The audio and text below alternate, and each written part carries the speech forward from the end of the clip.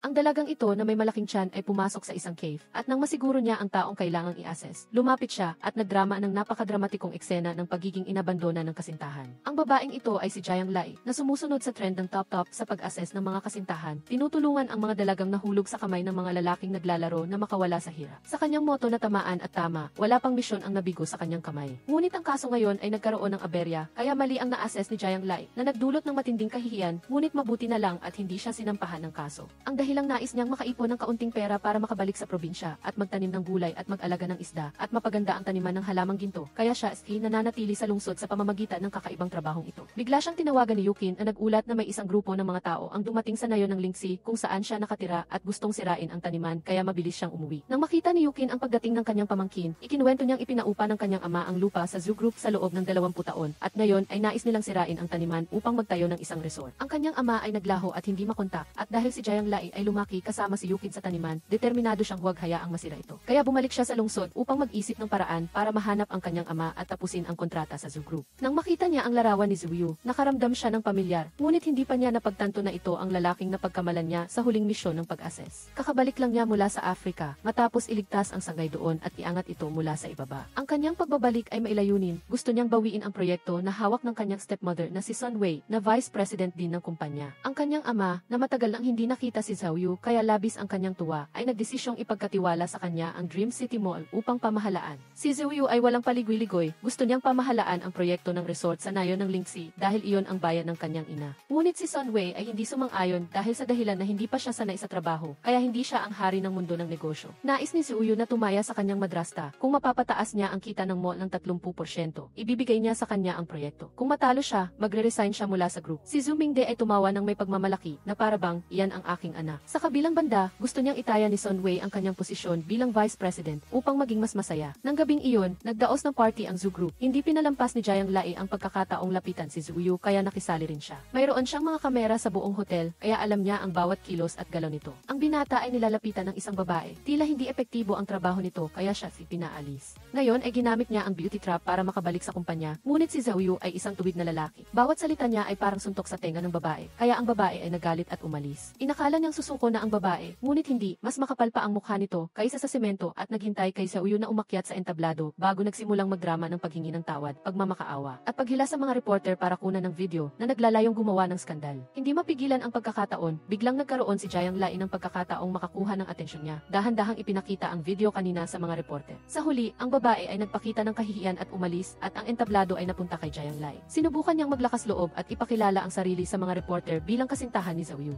Upang mapataas ang antas ng laro, gumawa pa siya ng eskandalo kasama siya para mas masaya, sinamantala ang pagkakataon na sumilip sa bulsa niya para malaman kung makakapasok ba siya sa kumpanya o hindi. Ang problema ay hotel room card lang ang nakuha niya at napagkamalan pa siyang si Suking ni Zhuyu. May chismis na matagal nang napagkasunduan ang kasalan sa pagitan ng pamilya Zhu at pamilya Su. Dahil hindi pa naman sila nagkikita, nagpatuloy na si Jiang Lai at nagpanggap na si Suking para sumama sa kanya sa kwarto. Nagpalitan ng ilang salita, nagbiruan ng kaunti at umalis na rin agad para maiwasan ang gulo. Sino nang mag-aakala na ipapaimbestiga ni Zhuyu si Suking? Ngunit ang nakatatandang kapatid ni Jiang Lai na si Shi Wei ay mas maparaan, gumawa ng peking profile gamit ang larawan niya, kaya hindi nagduda ng husto si Zhuyu. Dahil hindi nakuha ang card na kailangan niya, labis na nang hinayang si Jiang Lai at nag-isip ng ibang paraan. Kinaumagahan, pagdating ni Zhuyu sa kumpanya, napansin niyang may bulungan ang lahat tungkol sa kanya. Maya-maya, ipinakita sa kanya ng kanyang assistant ang video clip noong napagkamalan siya ni Jiang Lai noon. Pinagsismisan ng mga tao na 4 ang babae niya at isa siyang tunay na babaero. Ang mga miyembro ng board of directors ay labis na hindi nasisiyahan at sinasabing wala siyang karapatang pamahalaan ang Dream City Mall. Formal nang umiwas si Zhuyu sa mga babae at inutusan ang assistant na hanapin sa lahat ng paraan ang babaeng nagpanggap na buntis at dalhin ito sa kanya upang malaman kung sino ang naglakas loob na magpakalat ng chismis tungkol sa kanya. Hindi na niya kailangang hanapin, kusang nagpunta si Jiang Lai sa kumpanya, ngunit dahil ipinagbawal ni Zhuyu ang paglapit ni Suking ay hindi siya makapagpanggap. Sakto namang nakita niyang nagre-recruit ng empleyado, dinala ni Jiang Lai ang kanyang peking siki at nagpanggap na mag-a-apply upang malampasan ang reception. Samantala, sa labas ng opisina ni Zhuyu, ang matalik na kaibigan niya noong bata pa na si Chen Yi ay nag-iinit at gusto niyang pumasok ngunit hindi siya pinayagan. Ang babaeng ito ay nag-eskandalo at umupo mismo sa harap ng pinto. Nagpanggap ulit si Jiang Lai na si Miss Su ngunit hindi pa rin siya pinayagan ng assistant. Mabilis na nag-isip si Jiang Lai, nagkunwari siyang pagkaibigan kay Chen Yi. Ngunit habang hindi nakatingin ang babae ay tinali niya ang sintas ng sapatos nito kaya natumba ito. Agad na inalalayan ng asistan at nagtagumpay si Jiang Lai na makapasok sa opisina at hanapin si Zhou Yu. Ang pangunahing layunin ay nakawin ang company card, ngunit aksidenteng napunit ang damit niya. Habang naghahalongkat siya sa bulsa ay nahuli siya at nagkunwari ulit si Jiang Lai na hinahanap ang hotel room card. Si Zhou Yu naman ay nagbigay ng ilang matatamis na salita at biglang pumasok si Chen Yi matapos niyang sipain ang pinto at nakita ang kanyang crush na nasa ibabaw ng babae. Ang matalinong assistant ay hinila ang babae palabas at ibinigay ang espasyo sa kanyang boss. Natakot si Zhou Yu sa mga babae kaya pinatawag niya ang assistant upang paalisin silang dalawa. Pinatawag siya ng kanyang ama kaya pumunta si Zhou Yu. Tila galit siya sa kanyang ama dahil sa ilang sikretong dahilan. Narinig niyang sinabi niya na dati raw ay isang live-in partner ang kanyang ama at umasa lamang sa pamilya ng kanyang ina kaya nagkaroon ng Zhou Group ngayon. Ilang salita lang ang binanggit niya na tumama sa puso ng kanyang ama. Si Zhou Mingde ay nagbigay ng kondisyon na basta pumayag siyang magpakasal kay Su King, ang resort ay mapupunta sa kanya nang hindi na kailangang tumaya. Lumabas si Zhou Yu at pagkatapos makipag-usap sa telepono ay nagmamadaling umalis. Nakita ito ni Jiang Lai kaya nagtaksi siya at humabol. Lumabas na biglang nawala ang kanyang lolo at natuklasan ang lokasyon ni Jiang Lai. Ngunit dahil sa kondisyon ng kanyang ama ay sinabi niya ito sa kanya. Dahil sa mabilis na pagpapansin ni Jiang Lai sa isang litrato ng pagdiriwang ni Old Man Zhang at ng kanyang asawa, natagpuan nila ang matanda sa isang paboritong tindahan. Nagsasayaw ang matanda at nang makita si Jiang Lai ay inabot ang kanyang kamay upang imbitahan siya. Bagamat hindi niya naintindihan ay pumayag pa rin siyang sumayaw ng kaunti at hinikayat siyang umuwi. Ang lolo pala ni Zhou Yu ay matanda na at may demensya. Hindi na niya maalala ang nakaraan at hindi niya rin nakilala si Zhou Yu. Pagsapit ng gabi at paalis na sila, nagpasalamat siya kay Jiang Lai. Ngunit hindi gusto ni Jiang Lai ang pasasalamat lang. Gusto niyang ipagpalit ang pasasalamat sa posisyon ng kalihim. Basta makapasok siya sa kumpanya ay magiging madali na ang pagkuha ng kontrata ng taniman. Nang paalis na sana ang dalawa ay may narinig silang miyaw-miyaw. Tiningnan ni Jiang Lai at nakita niya ang isang pusa sa ilalim ng kotse, ngunit hindi ito lumabas kahit tinawag niya. Kinuha ni Zhou Yu ang isang lata ng pate sa likod ng kotse at pinakain ang hari. Naawa si Jiang Lai kaya sinabi niyang alagaan niya ang pusa para tumaba at pagkatapos ay umalis na siya. Sinabi ni Zhou Yu na susundan niya at inanyayahan siyang magtrabaho kinabukasan ng 9:00 ng umaga. Dinala niya ang pusa sa isang pet hotel at pinakiusapan silang humanap ng mag-aalaga dito. Babayaran niya ang lahat. Kinaumagahan, pumunta si Jiang Lai sa kumpanya para magtrabaho. Nagpakilala pa rin siyang si Su King para hindi mabuking at aalis na siya kapag nakuha na niya ang kontrata. Ang pagtatrabaho ay pangalawa lamang. Ang pagkuha ng atensyon ni Zhou Yu ang pangunahin. Ang binata ay may allergy din sa mga babae, ngunit kailangan niyang tiisin para sa resort. Habang nakaupo at nagpapahinga, aksidenteng nabasa ni Jiang Lai ang mensahe ng kanyang kasamahan na nagsitsismis tungkol sa drama ng kanilang boss at nagulat siya nang makita ang video ng kanyang pagdadrama. Dahil din sa larawan na malinaw na nagpapakita ng taong nakasuot ng itim kaya napagkamalan niyang si Zhou Yu. Ngayon ay nahuli na, kailangan niyang umarte para hindi niya mapansin na siya ang babaeng nagpanggap na buntis. Kung hindi pa sigurado, inanyayahan pa siyang magtanghalian ni Zhou Yu kaya nagmadaling naglagay ng lipstick si Jiang Lai para mas kapansin-pansin at hindi na siya lumapit sa lalaki tulad ng dati. Pagpasok pa lang sa kotse, biglang naalala ni Zhou Yu ang taong nagpunas ng lumapaw na lipstick na ikinabahala ni Jiang Lai at bigla niyang napansing gwapo rin pala ang lalaki. Ang ika-negatibo 36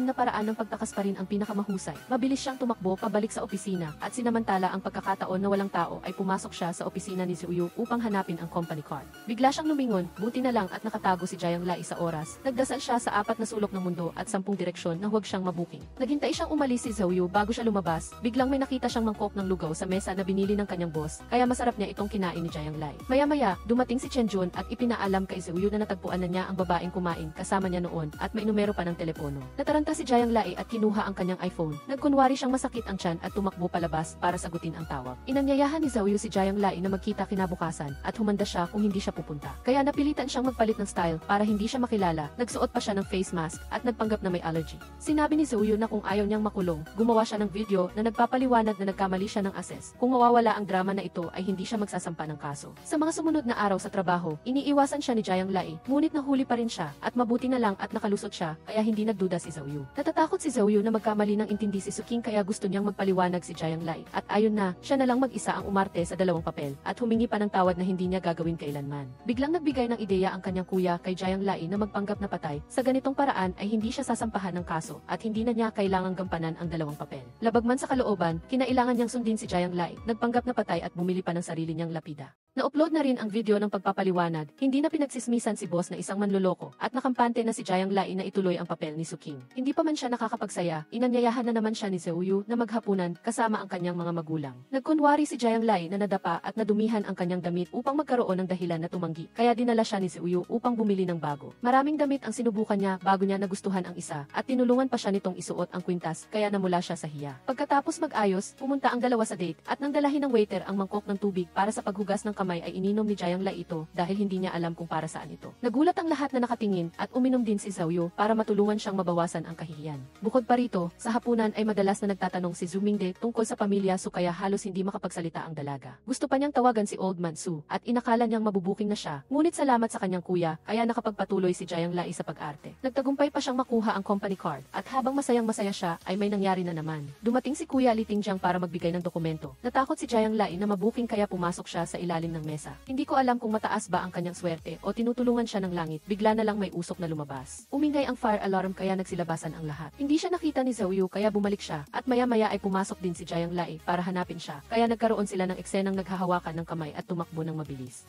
Paglabas nila, hinawakan ni Zhao Yu ang kamay niya. Naalala niya ang sinabi ng kanyang ama kanina na basta't magpakasal sila, ibibigay niya ang resort bilang regalo sa kasal. Kaya nag-propose agad si Zhao Yu na ikinagulat niya at muntik nang matumba. Hindi niya maintindihan kung bakit biglang may lighting effects at lumilipad na mga lobo pa. Nakuha na ni Jiang Lai ang power card para makapasok sa kumpanya ng malaya kaya hindi na siya sumunod kay Zhao Yu. Pagkatapos tumanggi, nag-inarte siya at umalis. Lumabas na ito pala ay proposal ng ibang tao. Nakisali lang si Zhao Yu, ngunit kailangan pa rin niyang magbayad. Bumalik si Jiang Lai sa kotse ng kanyang kuya at narinig niyang sinabi nito na nakita niya si Zhu Mingde kanina kaya nagkaroon siya ng pagkakataong lapitan ito at makuha ang telepono niya. Pinalitan niya ang numero ng telepono ni Old Man Su ng kanyang numero at pagkatapos ay ginamit niya ang voice changer upang makipag-usap kay Jiang Lai. Ang alarm ay isang aksidente, buti na lang at ayos siya. Ang pinakamahalaga ay nakuha ni Jiang Lai ang power card. Ang dalawa ay tuwang-tuwa na pumunta sa Zhu Group upang hanapin ang kontrata. Si Zhu Yu naman ay galit din, ayaw na niyang umasa sa Peking Su upang makuha ang resort kaya bumalik din siya sa Zhu Group upang hanapin ang kontrata. Pumunta si Jiang Lai sa document room sa ika-17 palapag habang ang kanyang kuya ay nagbabantay sa ibaba, ngunit abala sa paglalaro kaya hindi niya napansin si Zhao Yu na pumasok. Buti na lang at mabilis na nakita ni Jiang Lai kaya tumawag siya sa kanyang kuya at nagkunwaring pinindot ang elevator paakyat sa ika-23 palapag. Nagtaka si Zhao Yu kaya pinindot niya ang elevator para sundan siya, kaya napilitan ang dalaga na maghagdan pababa. Nang makita ni Zhao Yu na walang tao ay bumalik siya sa ika-17 palapag at pagkatapos niyang kunin ang dokumento at lumabas ay may nakita siyang anino kaya sinundan niya ito. Sinamantala ni Jiang Lai ang pagkakataon na pumasok at hanapin ang kontrata, ngunit huli na siya. Ang plano ng tao ay hindi kasing tumpak ng computer. Nahuli pa rin siya ni Zhao Yu habang tumatakbo palabas ng silid. Bilang isang tunay na manloloko, nagsinungaling na naman siya na hinahanap niya ang nahulog niyang hikaw. Nang makita niyang hawak niya ang kontrata, kailangan niyang mag-arte ulit at ang binata ay nag-isip, ang babae talaga ay isang nilalang na mahirap intindihin. Kanina ay tumanggi siya sa proposal, ngunit ngayon ay tinatawag niya itong matamis na fiang. Dahil pinalaya siya ni Zhao Yu, nagmamadali siyang umuwi at umalis din ang binata, kaya pagkaalis nito, tumakbo si Jiang Lai pabalik sa kotse at inanyayahan ang kanyang kuya na kumain sa gabi para maalis ang inis. Umuwi si Zhao Yu na malungkot kaya tiningnan niya ang pusa kung kumakain ba, na mukhang malungkot. Hindi pa rin nakahanap ng amo para sa pusa, kaya inutusan niya ang assistant na mag-recruit ng isang tunay na cat sitter. Naguluhan si Chen Jun sa mga kinakailangan. Sino ba naman ang maghahanap ng cat sitter na kailangang may malawak na bahay na higit sa 150 metro dalawa at kailangan pang magkaroon ng magandang paningin at mabilis tumakbo. Bukod sa paghahanap ng amo para sa pusa, nag-aral din siya ng love course para magkaroon ng mas maraming karanasan. Nagpupursige pa rin si Jiang Lai na hanapin ang kontrata sa opisina ni Sun Wei. Mali siya sa kanya, bumalik na naman siya, kaya kinailangan niyang pumunta ulit sa ilalim ng mesa. Dahil dito, narinig niya ang stepmother na ito na nakakuha raw ng litrato ni Liu Li. Ang taong ito ay tila konektado kay Zhao Yu. Naghihintay ng magandang araw na may 20 upang i-upload sa Facebook para guluhin siya. Pigil hininga si Jiang Lai na naghintay siyang umalis bago siya lumabas. Dahil sa curiosity, kumuha siya ng impormasyon mula sa empleyadong nagngangalang Dingding. Lumabas na sa may 20, ang Dream City Mall ay may mahalagang event at inimbitahan nila ang idol na nagngangalang Liu Li para mangakit ng mga customer. Naawa siya kaya pumunta si Jiang Lai upang iulat kay Zhao Yu at pinayuhan siyang palitan ang idol dahil si Liu Li ay may malaking skandal. Siyempre, nagkunwari si Zhao Yu na hindi interesado, ngunit pinaimbestigahan pa rin niya. Bumalik si Jiang Lai upang hilingin sa kanyang kuya na maghanap ng ilang ebidensya. Ngunit pinakiusapan niya ang kanyang kuya na i-date ang Liu Li na iyon, habang siya naman ay i-date si Zhao Yu upang makita niya ang tunay na mukha nito. Ang isisi na lalaki ay agad na nag-ayos ng kanyang sarili nang matanggap niya ang date. Nagpanggap ulit si Jiang Lai bilang isang 20 taong gulang na estudyante na biktima ni Liu Li. Ang idol na ito ay talagang isang manloloko at agad siyang naging masigla nang makakita ng maganda at bata pang babae. Nang makita niyang dumating si Zhao Yu, sinadya niyang buhusan ng tubig si Liu Li upang itaboy ito sa banyo. Pagkatapos noon ay nagpaliwanag siya kay Zhao Yu. Sigurado siyang may gamot ang coke na binili ng lalaki. Kahit na sinabi niya iyon, hindi pa rin naniwala ang lalaki at kumuha pa ng malaking coke, ngunit walang nangyari sa kanya. Sinabihan ni Jiang Lai na bumalik na siya para subukan niya ulit. Talagang nang bumalik si Liu Li sa mesa, agad itong lumapit sa kanya. At ang bagong baso ng serbesa ang may gamot. Maganda si Jiang Lai ngunit hindi siya bobo. Ibinuhos niya ito sa likod at nagkunwaring inubos. Kung nag-arte na, dapat ay tapusin niya ang papel. Nagkunwari siyang na-drug at sumama sa kanya sa kotse. Inakala niyang dadating si Zhao Yu para iligtas siya. Ngunit may mga lasing na nakabangga sa kanya, kaya naantala siya. Nakapagmaneho na si Liu Li at nawala na. Pakiramdam ni Jiang Lai ay ang tanga niya. Bakit pa siya pumasok sa gulo? Tapos, sinprehan pa siya ng ng anesthetic ni Liuli. Nawalan siya ng malay at wala nang alam. Nagmaneho si Liuli papunta sa hotel. Kinuha niya ang equipment sa likod ng kotse. Inilabas niya ang kanyang kagamitan at balak sanang buhatin si Jiang Lai nang dumating si Zuyu na parang isang Diyos at binugbog siya ng husto. Pagkatapos, dinala niya si Jiang Lai at pinainom ng tubig para magising ang kanyang diwa. Ikinadena niya si Liuli sa tubo ng tubig kasama ang tatlo sa kanyang mga katulong. Darating na ang pulis. Kinabukasan, nakita niyang sumasakit ang ulo ni Zhao sa paghahanap ng papalit kay Liuli. Tumulong din si Jiang Lai at pumunta upang hanapin si Jiang Fan at kumbinsihin siyang makipagtulungan. Matagal nang gusto ng kumpanya na makatrabaho ang taong ito, ngunit dahil mabagal siyang magtrabaho, pinag-iisipan pa nila. Ngunit kailangan niya ng inspirasyon, kaya kinailangan niyang hingin ang kooperasyon ni Zhao na makipag-date sa kanya upang makahanap siya ng inspirasyon. Pagkatapos kumain sa restaurant, nagbisikleta sila, ginawa ang lahat ng bagay para makakuha lang si Jiang Fan ng ilang larawan. Hindi pa tapos, kailangan pa nilang maglakad sa parke at maglaro sa swing na halos umabot na sa kalangitan. Sa wakas, nagkaroon din ng inspirasyon si Jiang Fan. Bigla silang tinawagan ng Cat Hotel, kaya pumunta silang dalawa. Hindi pa rin makahanap si Zhao ng amo na gusto niya para sa pusa. Kaya sinabi ni Jiang Lai na ampunin na lang niya. Sakto namang magkakaroon siya ng dahilan para pumunta sa bahay niya at hanapin ang kontrata. Ang plano ng tao ay hindi kasing tumpak ng computer. Kinuha lang ni Zhao ang pusa at hindi pinayagan si Jiang Lai na pumasok sa bahay. Sa kabutihang palad, nagkaroon ng pantal ang hari ng gabing iyon, ngunit tapos na ang trabaho ng vet, kaya tinawagan siya ni Zhao para tingnan ito. Pagdating pa lang ni Jiang Lai ay nakita na niya ang kontrata sa mesa, ngunit wala siyang pagkakataon na kunin ito. Bukod pa rito, ang ilang araw na pantal na sinabi ni Zhao ay ilang marka lamang at wala namang pantal. Ilang araw ang lumipas, narinig niya kay Dingding na ang program noong Mayo 20 ay naging matagumpay at ang kita ay doble kumpara noong nakaraang taon. Gusto ng lahat na magsaya kaya pumunta si Jiang Lai para humingi ng pondo sa kanyang boss. Pagkatapos humingi ng pondo, nagbigay pa siya ng flying kiss na ikinagulat ni Zhao. Pagkatapos ng trabaho, pumunta silang lahat para kumain ng barbecue at plinano ni Jiang Lai na lasingin si Zhao para makuha ang kontrata. Inikayat pa niya ang lahat na makipag-inuman sa kanya at huwag umuwi hanggang hindi siya lasing. Ngunit si Zhao ay hindi pa rin nalalasing at siya pa ang unang natumba. Nayakyat pa niya ang sarili sa kama ni Jude para matulog, hindi alam kung anong kalasingan ang gumabay sa kanya. Pagkagising niya kinaumagahan, nakita niyang hiwalay ang damit sa katawan. Nag-isip si Clarice ng husto kung may nangyaring kakaiba kagabi, ngunit wala siyang maalala. Nang sinisisi na niya si Jude na mahina, kaya wala siyang naramdaman, pumasok ito na nakabalot sa tuwalya. Si Jude na nakikitulog na nga ay maingay pa, kinuha nito ang damit at lumabas para magpalit. Nang lumabas siya, nakita niya itong abala sa pagpiprito ng pat de foie. Dahil masakit ang likod kaya umarte siya, humiling na lumipat at mamuhay ng magkasama at pinapanagot ito. Natigilan si Jude ng 2 segundo nang marinig iyon at binigyan niya ito ng cellphone para tingnan. Lumalabas na sinipa niya ito kagabi at walang ibang nangyari. Akala niya pa naman ay mayroon. Biglang dumating si Yi, nag-ingay sa pagpindot ng doorbell at pagkabukas ng pinto ay pumasok agad sa bahay kahit sinubukan siyang pigilan ni Jude. Nang makita niyang nakahiga si Clarice sa sofa, lalong nagalit si Yi at mas lalo pa siyang nainis nang malaman niyang natulog si Clarice doon kagabi. Kinuha na nga ng babaeng ito ang tinapay ni Clarice para sa almusal at pati pa ang pag-upo sa passenger seat papunta sa trabaho. Kinuha rin niya. Pagdating sa kumpanya, natatakot si Jude na magkamali ng intindi si Clarice, kaya nagpaliwanag siya na mayroong pulong ngayon kasama ang isang personal brand sa department store, kaya dumating si Yi. Narinig ni Clarice mula sa mga empleyado ng tindahan na ang dala ni Yi ay malaking kita na makakatulong kay Jude na manalo sa pustahan sa kanyang ina. Pagkatapos ng pulong, gusto ni Yi na pumunta sa tindahan para tingnan, ngunit walang makakasama, kaya si Clarice na ang tumanggap ng misyon. Ang survey ng babae ay pangalawa lamang. Ang tunay na layunin ay ang pahirapan si Clarice, mula sa pagpupunas ng potter hanggang sa pagkuha ng mga litrato. Ang babaeng ito ay sadyang nag-request pa ng litrato mula sa taas, kaya nadulas at nahulog sa ospital, nabalian ng isang paa. Kaya may dahilan na naman siyang kumapit at manggulo kay Jude, ngunit hindi ito pinansin. Inis na rin si Clarice dahil sinabi ng doktor na wala namang problema, ngunit nagpilit pa rin itong magpabalot ng benda. Lumalabas na gusto lang pala niyang matulog sa bahay ni Jude, tulad ni Clarice, dahil sa grand opening ay kailangan ni Jude na magtimpi. Kung gusto niyang may mag-alaga sa kanya, pagbibigyan siya ni Clarice na manatili sa bahay ni Jude ng tuluyan. Hindi pumayag si Yi na magtabi sila sa pagtulog, kaya napilitang si Clarice na tumabi na lang muna kay Jude. Ayos na rin.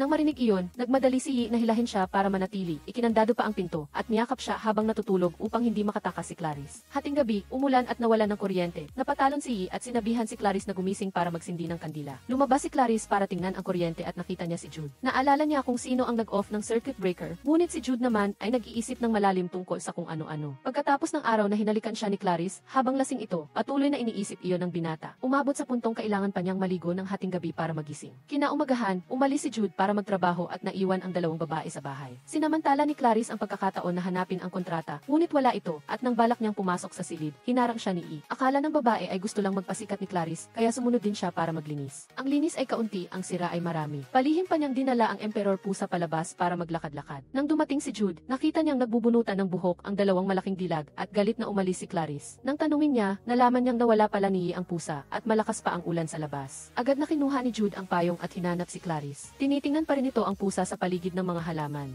Pag-akyat sa bahay, sinabihan niya si Clarice na maligo at magpalit ng damit para hindi sipunin. Samantala, walang pag-aalinlangan na pinaalis si E sa bahay. Nang inaayos ng babae ang gamit, aksidenteng nahulog ang bag ng kontrata sa sahig. At nang makita ito ni Clarice, agad niya itong sinipa papunta sa ilalim ng sofa. Pagkatapos umalis ni Empress Chen Piva inutusan niya si Jude na igawa siya ng instant noodles at palihim niyang kinuha ang bag ng file at inilagay sa loob ng kanyang damit. Nang makuha ni Clarice ang kontrata, nagbago ang ihip ng hangin at hindi na niya pinansin si Jude. Gusto na niyang maghiwalay sila. Naiinis at nagagalit ang binata dahil sa pagpapaikot sa kanya ng babae, ngunit hindi niya alam ang gagawin. Na broken-hearted si Jude sa ditsi na pagkakataon, medyo nakabawi na sana siya, ngunit paglabas ng pinto ay nakita na niya si Clarice na naghihintay. Kahit nakakapit sa kanya, nagkunwari pa rin itong malamig. Dahan-dahan siyang pinaalalahanan ni Jude na bumaba sa sasakyan, ngunit ayaw ni Clarice at nagpumilit sumama. Akala niya pupunta ito sa kumpanya, pero lumalabas na nagmamaneho ito papunta sa business trip. Bukod pa rito, sabik na naghihintay si Tristan na sunduin siya ng kanyang boss, ngunit napag-iwanan lang pala siya. Maya-maya, dumating si E na may dalang sarili para humingi ng tulong, at nalaman niyang sumama si Clarice kay Jude. Pinilit niya itong sundan ang dalawa. Pagbalik kay Clarice, pinipilit pa rin niyang kumbinsihin si Jude, ngunit pinalayas lang siya nito sa sasakyan. Kinailangan niyang tumakbo ng 5 kilometro papunta sa hotel. Ang problema ay dumating na naman dahil kailangan ng receptionist ng E ng kanilang dalawa para mag-book ng kwarto.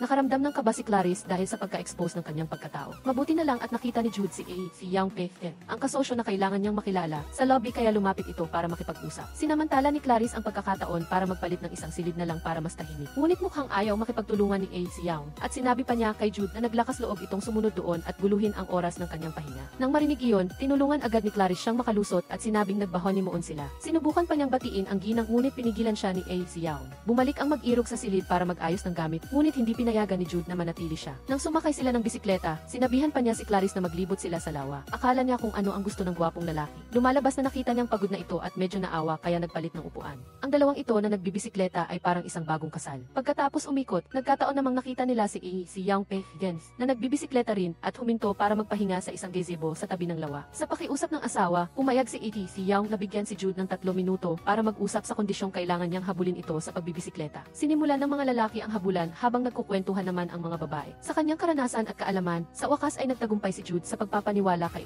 Yang. Pagbalik niya, nagkamay sila at nagtawanan ng masaya. Tinawagan ni Tristan ang kanyang boss para ipaalam na nakarating na siya. Sinabi ni Yi sa kanya na iayain si Jude sa kanilang lugar para sorpresahin sana ito, ngunit direkta siyang tinanggihan nito dahil aalis na si Jude para kumain kasama si Clarice. Sa daan papunta sa restaurant, nakita ni Clarice ang isang kakilala, kaya pumasok siya sa banyo para magtago. Ngunit sa kasamaang palad, nakita rin niya doon ang isa pang kakilala. Naalala niya na reunion pala ng University Club at habang umiiwas siya, lalo siyang sinundan ng mga ito. Minamalas pa, nabunggo niya ang kanyang senior na nagtatrabaho bilang assistant sa kumpanya at sa mismong sandaling lumabas si Jude sa dining room. Nakita ni Jude siyang nakasandal sa ibang tao, kaya nag-init ang ulo at agad siyang nilapitan para hilahin palapit sa kanya. Mabilis na ipinakilala ni Clarice sa assistant ang sarili bilang si Suti Tiedi at umarte na nasaktan ang paa kay Jude. Agad siyang binuhat ng binata para umalis doon. Nang kumuha siya ng gamot, dinalhan na ng senior ng tsinelas si Clarice. Umabol lang siyang magpakiusap sa senior na magtago ng sikreto ay dumating na si Jude kaya lumabas na ito. Halatang nagsiselo si Jude kaya tinapon niya ang tsinelas sa sahig. Pinalitan ito ng tsinelas na dinala niya para kay Clarice at dahan-dahan siyang pinahira ng gamot. Handa na sanang kumain ang mag-irog nang tumawag si E. Paulit-ulit na siyang binaliwala ni Jude, ngunit sige pa rin siya sa paghawak ng matindi. Nagpakalasing pa siya at kung ano-ano ang sinasabi kaya naghati sila para hanapin siya. Nakita ni Jude na nakatayo ang babae sa gilid ng lawa, pinipilit siyang maging nobyo nito, kung hindi, tatalo na siya. Para namang sinabi ni Jude na, sige, tumalon ka na para matulungan mo ako. Kaya sa sobrang inis ni E, nadulas siya at nahulog. Matapos pilitin ng matagal, sa wakas ay pumayag siyang pasanin ni Jude, habang si Clarice naman ay nakita ang mga kaibigan niya sa burol. Pagkatapos magkwentuhan, nagpunta na ang lahat para mag-video. Balak pa sanang magpatuloy sa paghahanap ni Clarice nang makita niyang dumaan si Jude na nakapasan si E. Kinuha niya ang cellphone at nakita ang mensahe ni Jude na nakita na niya ang hinahanap. Ibinigay ni Jude ang babae kay Tristan at nagmadaling bumalik sa hotel. Pagdating ni Clarice sa lobby, narinig niya ang receptionist na sinabi na naayos na ang hapunan sa tabi ng lawa. Akala niya ay nag-book si Jude para mag-celebrate ng kaarawan nito. Si Jude naman ay inakala na gusto ni Clarice na buhayin ang kanilang relasyon. Nagluto pa siya ng sticky rice cake para sa kanya, ngunit hindi pala ito kaarawan at mayroon pang mga fireworks. Lumalabas na ito pala ang sorpresa na gusto sanang ibigay ni Yi kay Jude, ngunit sa huli ay ibang tao ang nakinabang. Pagkatapos kumain ng hapunan, umuwi na sa kanilang silid. Kanina ay nakita ni Jude siyang bumahing kaya inutusan niya ang receptionist na gumawa ng luya na sopas. Ngunit sa kasamaang palad, sinabi ng receptionist na walang nagangalang Suti Tiede na nag-book ng silid at ang babaeng kasama niya ay si Clarice pala na ikinagulat at ikinabigla niya. Kinabukasan, umuwi silang dalawa sakay ng kotse. Natrap ang seatbelt ni Clarice kaya tinulungan niya itong alisin. Medyo malapit ang distansya kaya naglakas loob si Clarice na halikan siya ng isang mabilis na chop na ikinahiya ng binata at nagmamadaling umakyat ng bahay. Nakalimutan pa niyang kunin ang maleta sa trunk. Si Jude mismo ang nag-imbestiga kay Clarice at nalaman niya na ang bahay nito pala ang bukid kung saan itatayo ang resort. Para makasiguro, sinadya niyang ilabas ang kontrata para tuksuhin si Clarice na sumama sa kanya sa isang lihim na lugar. Nang sumakay si Clarice, sa kanya lang nakita na pamilyar ang daan, parang pauwi sa kanila. Kuminto ang sasakyan ni Jude sa tapat ng bukid. Nagkunwari si Clarice na walang alam at naghanap ng dahilan na sira ang gatas o masakit ang tiyan para hindi pumasok. Sino ang mag-aakala na nakatagpo ng hamon ang isang eksperto? Naghanda pa si Jude ng wheelchair para maupuan niya. Nagmadali si Clarice na magsuot ng bilog na salamin at itinatago ang sarili sa scarf, umaasang walang makakakilala sa kanya. Sa wakas ay nakita na siya ng matandang lalaki at patuloy pa rin itong nakakapit at masiglang kumakaway. Ngunit marami pang kapahamakan ang naghihintay kay Clarice dahil sa dekorasyon sa bakuran ay mailarawan pa niya.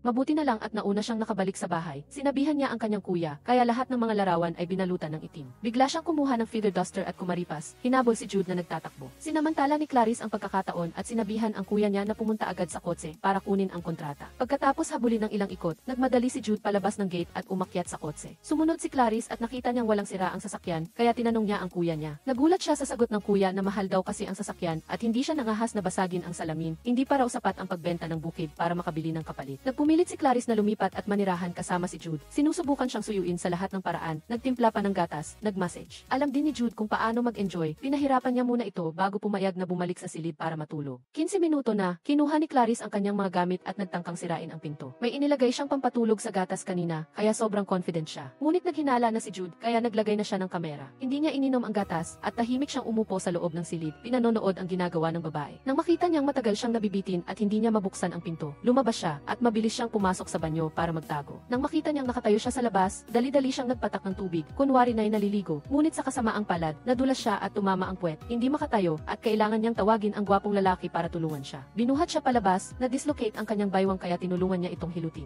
Maingat na sinabi ni Jude ang ilang salita, na labis niyang kinamumuhian ang mga nagdaraya sa kanya. Ang kanyang saloobin ay nagpabahala ng kaunti kay Clarice. Binigyan siya ni Jude ng huling pagkakataon na maging tapat at sabihin ang kanyang pagkatao. Ngunit nagpumilit pa rin si Clarice na wala siyang dinadaya sa kanya. Dismayado siyang lumabas at nakaramdam din si Clarice ng labis na pagsisisi. Ngunit para sa kanya, mas mahalaga ang pagliligtas sa bukid. Kinaumagahan, nang marinig niya ang tunog ng pagsara ng pinto, inakala ni Clarice na umalis na ito para magtrabaho, kaya sumilip siya ulit sa silid nito para hanapin ang kontrata. Pagkabukas ng pinto, narinig niya ang pagtawag ni Jude sa kanyang tunay na pangalan. Naimbestiga na rin niya ang buong pamilya nito at ang kanyang layunin. Dahil na-booking, nagawa lang ni Clarice na ipaliwanag ang dahilan at patuloy na humingi ng tawad. Nangako siyang basta wag lang siyang ikulong, gagawin niya ang anumang sabihin nito. Ibinigay ni Jude sa kanya ang kasunduan. Gusto niyang magpatuloy siya sa pag-arte bilang si Suti Tiede hanggang makuha niya ang resort. Bilang kapalit, gusto rin ni Clarice na tingnan niya ang kontrata para sa pag-upa ng bukid. Pumayag si Jude at pinayuhan pa siyang kahit hanapin niya ang tatay niya ay wala ring solusyon dahil hindi niya mababayaran ang kontrata at mapoprotektahan ang bukid. Ang pinakamahalaga, malaki ang utang ng kanyang tatay. Tumanggi si Clarice na tumanggap ng bayad, basta itira lang niya ang bakuran ng bukid, tutulungan niya itong makuha ang proyekto. Nag-isip muna si Jude at pumayag sa kondisyon ni Clarice. Kinuha ang kasunduan para baguhin ang nilalaman at ibinigay ito sa kanya para lagdaan at tatakan.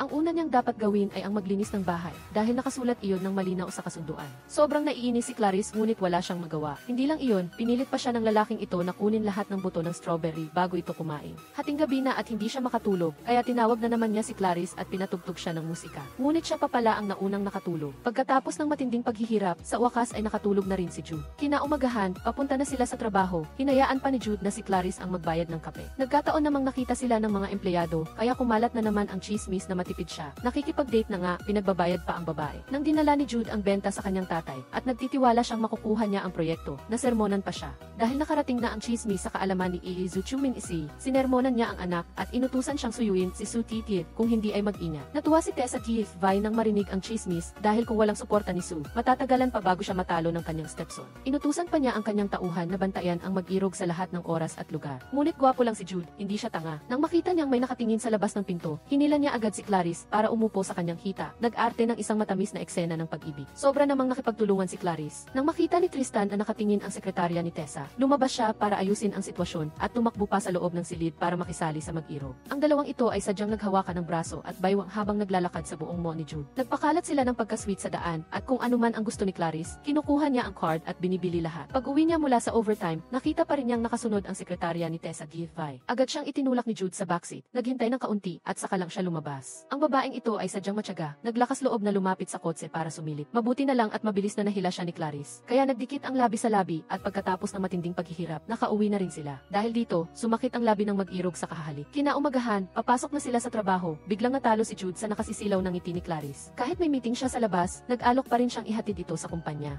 Habang nasa meeting, nakalutang ang isip ni Jude. Matagal siyang naghihintay sa text ni Clarice, pero puro spam lang ang dumadating. Narinig niyang pinupuri ni Tristan ang isang French restaurant na may romantikong candlelight setting. Agad na nag-book si Jude ng lamesa at tinawag si Clarice para magdala ng mga dokumento. Nag-aarte lang siya sa labas, ngunit iba na ang iniisip niya sa loob. Nagkataon namang may appointment din si Clarice sa restaurant na iyon. Dahil sa matinding traffic, nahuli siya. Pagkatapos ibigay ang mga dokumento, inanyayahan siya nitong mag-dinner, ngunit diretsahan siyang tinanggihan dahil may dinner date na siya kasama ang kanyang senior. Dahil takot na mahuli, nagdahilan si Clarice na nakalimutan niyang isara ang bintana at pinabalik agad si Jude sa bahay. Baka tumalon daw ang pusa. Pagkatapos ng tawag, nagmadaling umuwi si Jude. Si Tristan lang ang mag-isang nakinabang sa buong hapunan. Habang nag-enjoy siya sa dessert, biglang nagpakita si E. Dahil alam niyang hindi niya naabutan si Jude, nagpatuloy na lang siyang kumain para mapawi ang galit niya. Ang tagal naghintay ni Jude bago nakauwi si Clarice. Alam niyang nag-dinner ito kasama si JVDV Giang, ngunit itinatago pa rin ito. Halata ang selos niya, ngunit nagpanggap pa rin siyang ginagamit ang kasunduan bilang dahilan. Pinapaalalahanan si Clarice na limitahan ang pakikipagkita sa ibang lalaki. Kailangan daw niyang magpaalam kahit saan siya pupunta. Galit na galit siya at agad na sinabi na babalik sila ni Jay sa katapusan ng linggo para bisitahin ang kanilang alma mater. Kahit pigilan niya, aalis pa rin siya. Pagkatapos maligo, umupo si Clarice at tumingin sa litrato ni Jay. Nag-iisang nakangiti. Noong una, sobrang gusto niya ang senior na ito.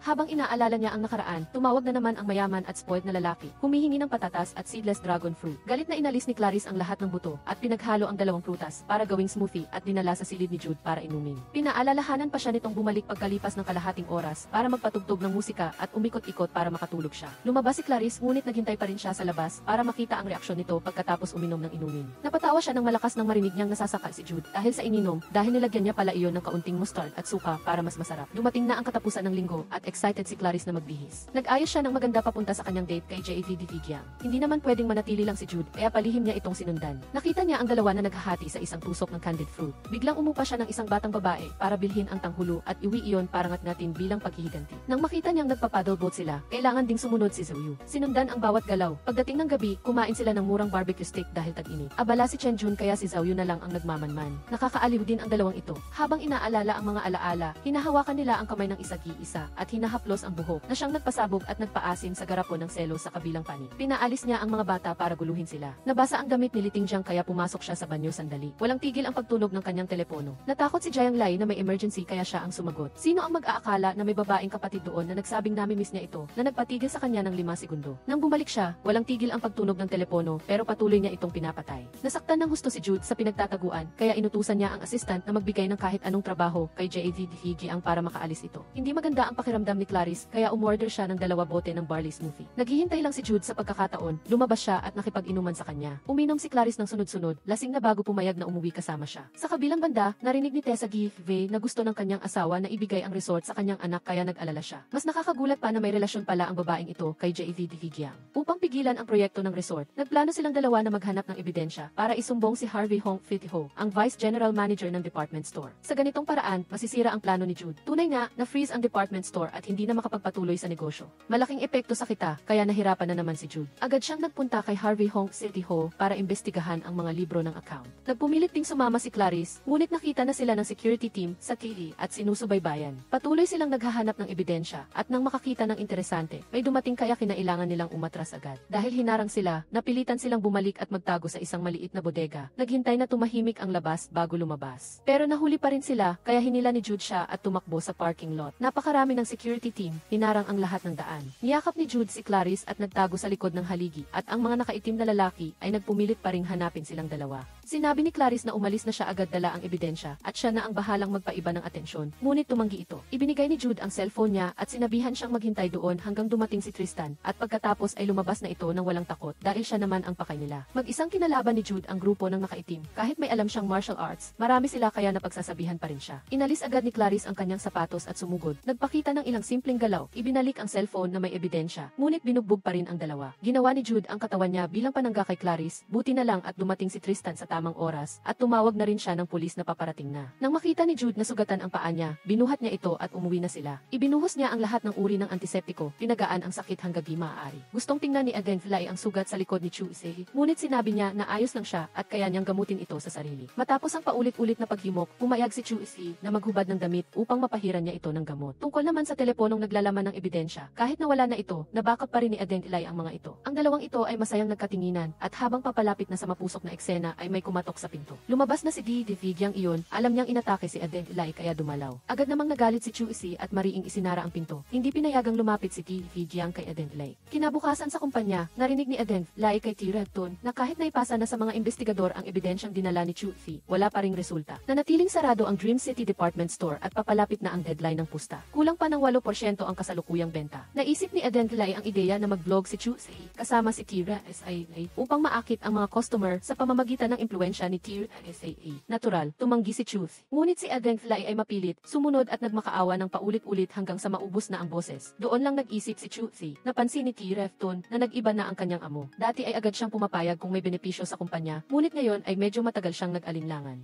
Mukhang natatakot si Chu Isi na magselo si Aden Lai kaya ayaw niyang magdagdag pa ng hindi pagkakaunawaan. Tama ang sinabi ni Tirefton at sinabi niya ito ng malakas kaya pinarusahan siya ni Chu Isi ng 1 oras na overtime. Pagsapit ng hapon, nagsimula na si Tirat Siley sa pag-shoot. Sa buong proseso ng pag-shoot, inakbayan siya ni Tirat Siley kaya napatingin siya kay Aden Lai dahil sa kalungkutan nito. Sinamantala pa ng dalaga ang pagkakataon na palitan ang paksa sa isang nagde-date na magkasintahan kaya di ilang beses na muntik nang umalis si Chu Isi sa pag-shoot. Napilitan lang si Chu Isi na ipagpatuloy ang pag-shoot. Sinunod ang lahat ng ipinagawa ni TNSA dahil sa matinding pagmamakaawa ni Aden Lai. Ang pagtitiis ng gwapong lalaki ay may hangganan. Pagkatapos pa lang ng kalahati ay umalis na siya. Hinabol siya ni Aden Lai upang pigilan. Hinamon niya si Chu Isi na hindi pa ito nagmahal ng kahit sino kaya biga noon na lang siya kahirap pakisamahan.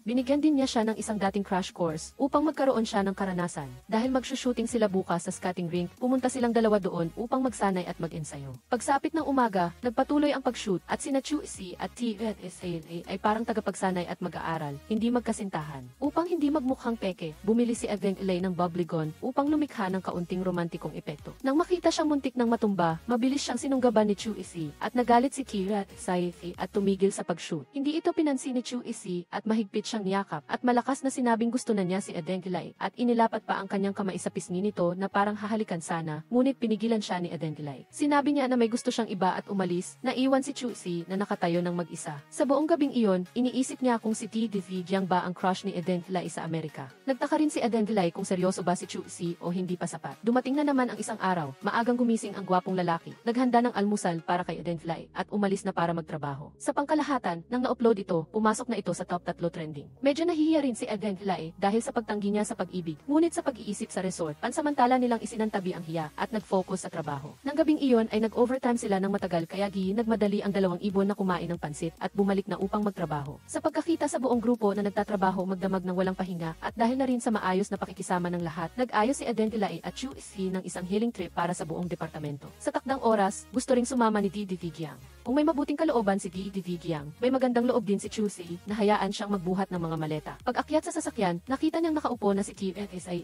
Kapag mas nagpapakita si Di Vigyang ng interes kay Aden Lai, mas nagmamarka si Chu Isi ng teritoryo. At mas nagpapakita ng labis na atensyon kay Aden Lai para inisin lang si Di Vigyang. Naiinis din si TNSA at pagkatapos ng ilang sandali ng biyahe, nakarating na rin sila sa camping site. Napunta ang atensyon ni Aden Lai sa mga isda, kaya agad na naghubad ng sapatos sina Chu Isi at Di Vigyang at tumalon sa batis upang ipakita ang kanilang galing. Ang paghuli ng isda ay pangalawa lamang, ang pangunahin ay ang magpa-impress sa dalaga. Sinadya ni Di Vigyang na patumbahin si Chu Isi, ngunit gusto lang ni Chu Isi na tulungan siya ni Aden Lai. Hindi niya kailangan ang tulong ng iba, habang nagpapakita ng kanilang pagmamahalan, nagpapainis din siya sa kanyang karibal.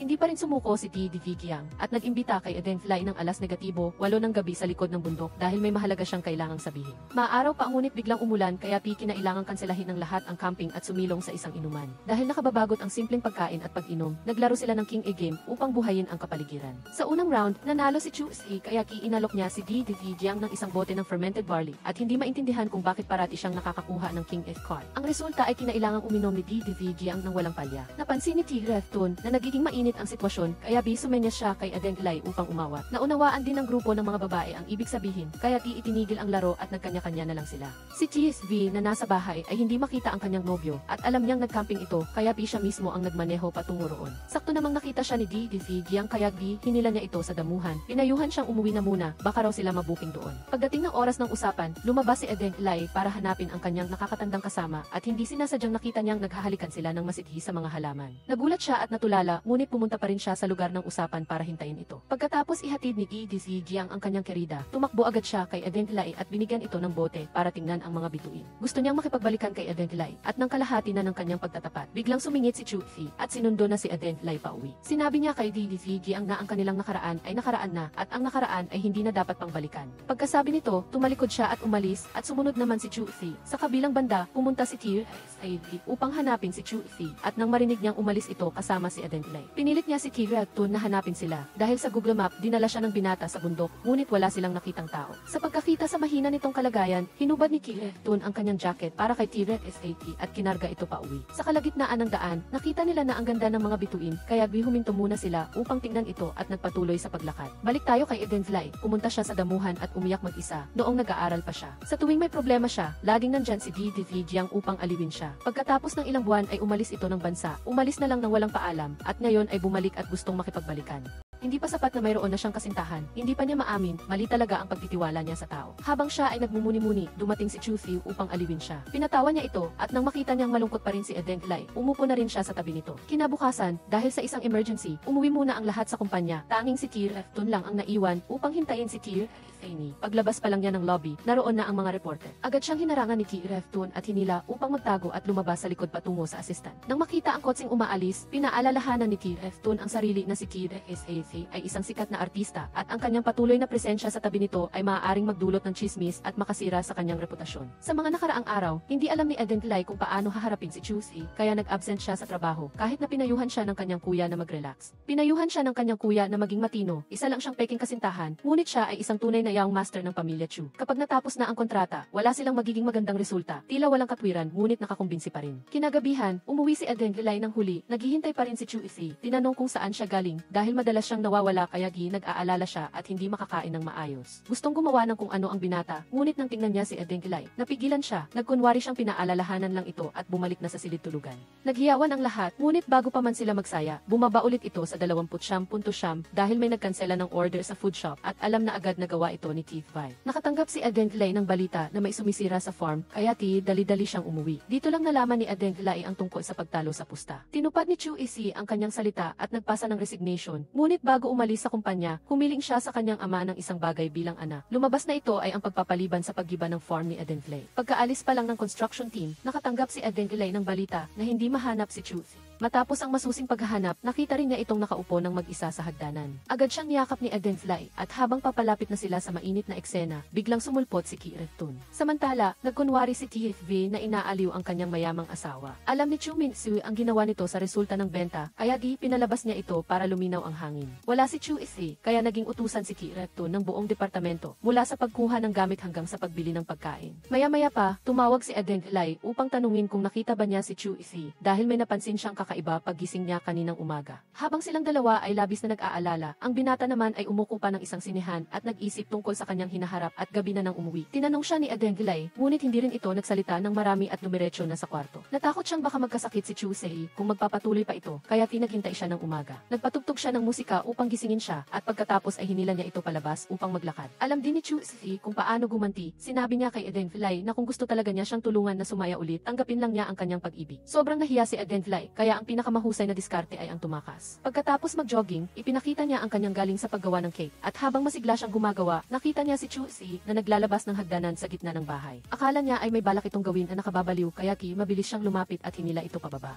Kaya naman nagkaroon ng eksenang nakapatong ang babae sa lalaki at nakita pa na pinahira ng cream ang mukha ng gwapong lalaki. Sa totoo lang, plano lang niyang tingnan ang smoke detector. Matapos ang matagal na paggawa ni Adenglay ng cake, hindi man lang niya ito tinapunan ng tingin, nakatutok sa telepono at lumabas. Sinundan siya ni Adenglay at nakita niyang nakaupo lang si Chusi sa parke sa loob ng 2 oras. Sa takot na mauhaw ang gwapong lalaki, bumili siya ng isang bote ng tubig. Pag-alis niya, dumating si Tirafton upang magbigay ng gamit. Nakatanggap si Chusi ng impormasyon na ang nagkansela ng order ay ang may-ari ng isang beauty clinic, kaya pinahanap hinahanap niya kay TF Tun kung sino sa kumpanya ang madalas na pumupunta roon. Siyempre, si TF Vai ang madrasta. Bumalik si Eden Lay at hinila si Chu Siu upang mag-relax sa kanyang farm. Mayroon siyang lihim na kubo at tuwing hindi maganda ang kanyang pakiramdam, pumupunta siya rito upang magpalamig. Habang nagre-relax siya, may lumabas na daga kaya agad na tumalon si Eden Lay sa kandungan ni Chu Si. Ang matamis na sandali ay nabitin nang dumating si TF dahil akala niya ay may magnanakaw. Nang malaman niyang taga Chu Corporation si Chu Si, hindi ito nagustuhan ni Edith. Nasira ang sasakyan at gustong manatili ni Chu Si, ngunit hindi pumayag ang tiyahin. Nagmakaawa si Eden Lay ng paulit-ulit at nagpaliwanag kaya sa huli ay pumayag din ang kanyang tiyahin. Dahil may patakaran sa farm na kung gusto mong kumain, kailangan mong magtrabaho. Pag tilaok pa lang ng manok ay binigyan na si Chu Si ng slot para magpakain ng baboy. Mabilis ding umayon ang binata, nagdilig ng halaman, nakipaglaro sa mga alagang hayop sa farm. Lahat ng trabaho ay kaya niyang gawin. Nang marinig ni Chu Si ang tungkol sa buhay ni Eden Lay, na dati siyang binubuli at nagtago sa flower shop, binigyan siya ng may-ari ng isang paso ng goldfish grass. Nagtago ang kanyang ama dahil sa utang kaya sinundo siya ni Edith kasama ang paso ng bulaklak upang tumira sa kanya. Kaya ipinangalan nila ang farm sa bulaklak na ito. Ipinangako ni Chu Si na tiyak na tutulungan niya itong protektahan ang farm dahil ayaw niyang mawalan ng magandang alaala ang mahal niya. Walang patumpik-tumpik, tumawag agad si Chu Si at sinabihan ang kanyang mga tauhan na oras na para gumanti. Agad namang nakatanggap si Chu Si ng impormasyon tungkol sa may-ari ng beauty clinic at ebidensya laban kay Keith Vai. Hindi lang sinaktan si Chu Si, nabuking pa na ang investigasyon kay Hong City Ho ay isa ring pakana niya na nagdulot ng malaking pagkalugi sa kumpanya. Kinabahan si Keith V at nagmakaawa kay Chu Si na patawarin siya. Ginamit pa niya ang isyu ng limitasyon sa sasakyan bilang pananakot. Pumayag si Chu Si na huwag siyang ikulong, ngunit sa halip ay sinabihan siyang manatili sa bahay at simula ngayon ay bawal na siyang makialam sa mga usapin ng kumpanya. Mag-isang umakyat ng bundok si Chu Si at nagkataon namang naroon din si Chu Fei. Mula sa kinatatayuan nila ay tanaw ang resort. Hiniling ni Chu Si sa kanyang anak na imbitahan si Eden Lay na kumain sa bahay, kaya pumunta ang dalawang magkasintahan. Naglaro ang anak ni TF V at nang hindi nakatingin si Eden Lay ay sinamsam nito ang keychain na may pangalan ng kanyang farm.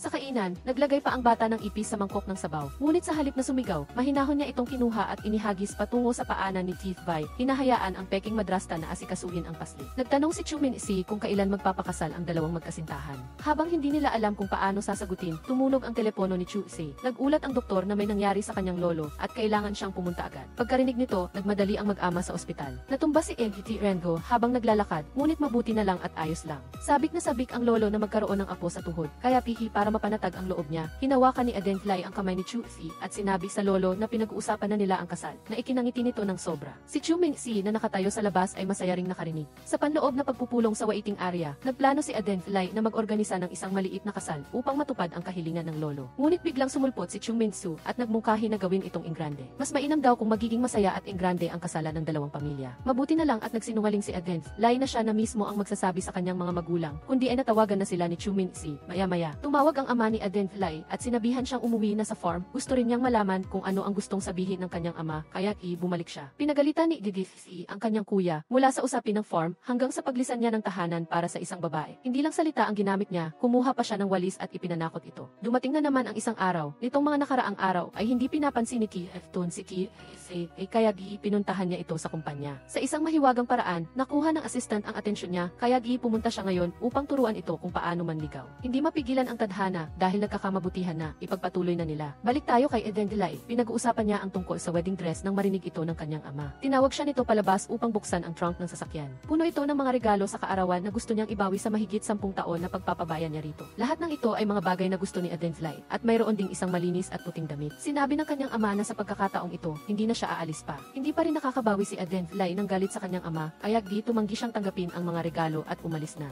Pumunta siya sa hardin para mamitas ng peach at sumunod ang kanyang ama, humingi ng tawad sa lahat ng nangyari. Gusto rin niyang makadalo sa kasal niya. Sinabihan ni Eden Lay ang kanyang ama na sasabihin niya na lang ang petsa. Pagkasabi nito, pumunta siya kay TFV para mag-try ng wedding dress. Sa kabuuan, halos kalahati lang ng tindahan ang sinukat niya, hindi naman masyadong marami. Buti na lang at matalino si Eden Lay kaya nakapili na lang siya ng isa. Nang hihingi na sana siya ng tulong sa empleyado para magpalit ng damit, hindi sinasadyang nabangga niya si DVG. Sa sobrang gulo, sumabit ang kanyang buhok sa damit nito. Sakto namang dumating si Chu Ifi, kaya mabilis niyang hinila si DVG sa loob. Mabilis na inalis ang kanyang buhok at nagkunwari siyang natumba upang makagawa ng ingay para makatakas ito. Ilahin ni Chu Ifi ang kurtina at mabilis na inalalayan siya. Sinabihan si TFV na huwag nang tumulong at baka mapagod lang siya. Isinuot pa niya kay Eden Lay ang belo at nang hahalikan na sana niya ang pisngi nito ay may tumunog na telepono. Akala niya ay mabubunyag ang kinaroroonan ni DVG. Ngunit lumabas na ang ama pala ni Eden Lay iyon. Gusto niya lang makipag-selfie sa kanyang anak. Sa pag-alam na nagsumikap din ang kanyang ama, hindi na nagalit si Eden Lay sa kanya. Ngunit hindi inaasahan, lahat ng mga regalong iyon ay peke. Alam niyang nakikipag-date si Adent Lai sa young master ng pamilya Chu kaya umuwi siya upang magpanggap at makakuha ng pera. Sinikap niyang magpanggap na nagbago na siya, ngunit ang totoo ay may utang pa rin siya sa sugal at gusto pa niyang isang laang farm para ipusta.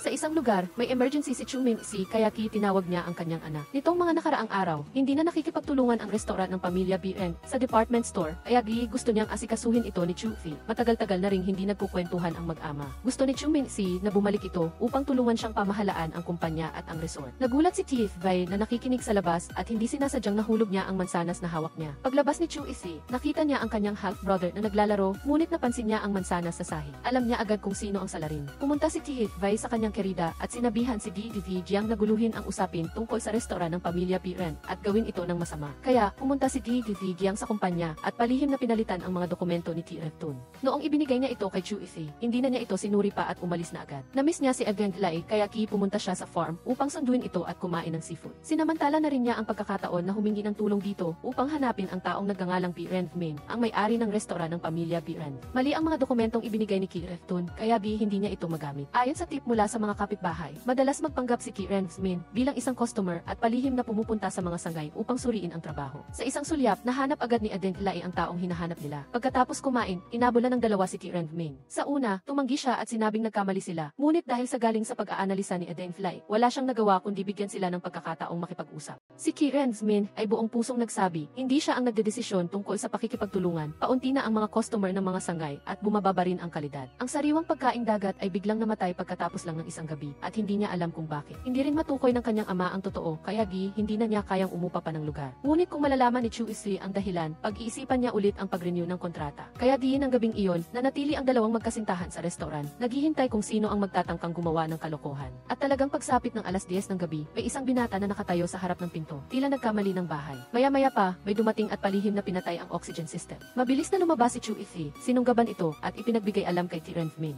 Akala nila ay multo ang nananakit sa isda, pero ang may-ari pala ng katabing tindahan ng karne. Nang mahuli nila ang tao, sinabi ni Biren Min na kailangan din nilang kumbinsihin ang kanyang ate para sa pakikipagtulungan. Ngunit tuturuan niya raw sila ng isang paraan na siguradong magtatagumpay sila sa paghiling. Kinabukasan, muling nag-print si TF Tun ng bagong dokumento para sa kanyang amo, sinigurado na hindi na ito magkakamali tulad ng kahapon. Ang ate ni Biren Min ay si Biren Givayan at mas mahirap pa raw itong makita kaysa sa pag-akyat sa langit. Mas kakaiba pa, gusto nitong makipagkita sa tatlo. Gustong sumama ni Agent Lai, ngunit ayaw ni Chu Isi, kaya lalo pa siyang nagpumilit na sumunod. Si Biren Givayan ay naglalaro sa study room at nang makita niya ang kagandahan ni Chu Isi ay hinawakan niya agad ang kamay at binti nito. Mas masikip ang gusto pang uminom ng magkatabi ang mukha. Naamoy ni TF Tun ang masama at mabilis na lumayo ng 5 metro. Sa labas, si Agent Lai ay napagkamalang bagong empleyado at sakto namang nalutas ang pagkakakulong ni Chu Fi. Lahat ng ibang kagandahan ay ibinibigay niya kay TF Tun. Ang gusto lang niya ay ang kanyang mahal na maging masunurin. Nang makita ni Dili na interesado si Chu Fi kay Agent Lai, nagtanong siya at ipinakilala niya ito bilang kanyang kasintahang hindi pa ikinakasal. Doon lang nagkaroon ng pagkakataong makipag-usap si Chu Fi tungkol sa negosyo kay Tiran Give. Tinarget niya ang sektor ng fashion para sa kooperasyon. Ang gabi gusto ni Bill, sinumang modelong piliin niya ay makukuha ni Chu Fi.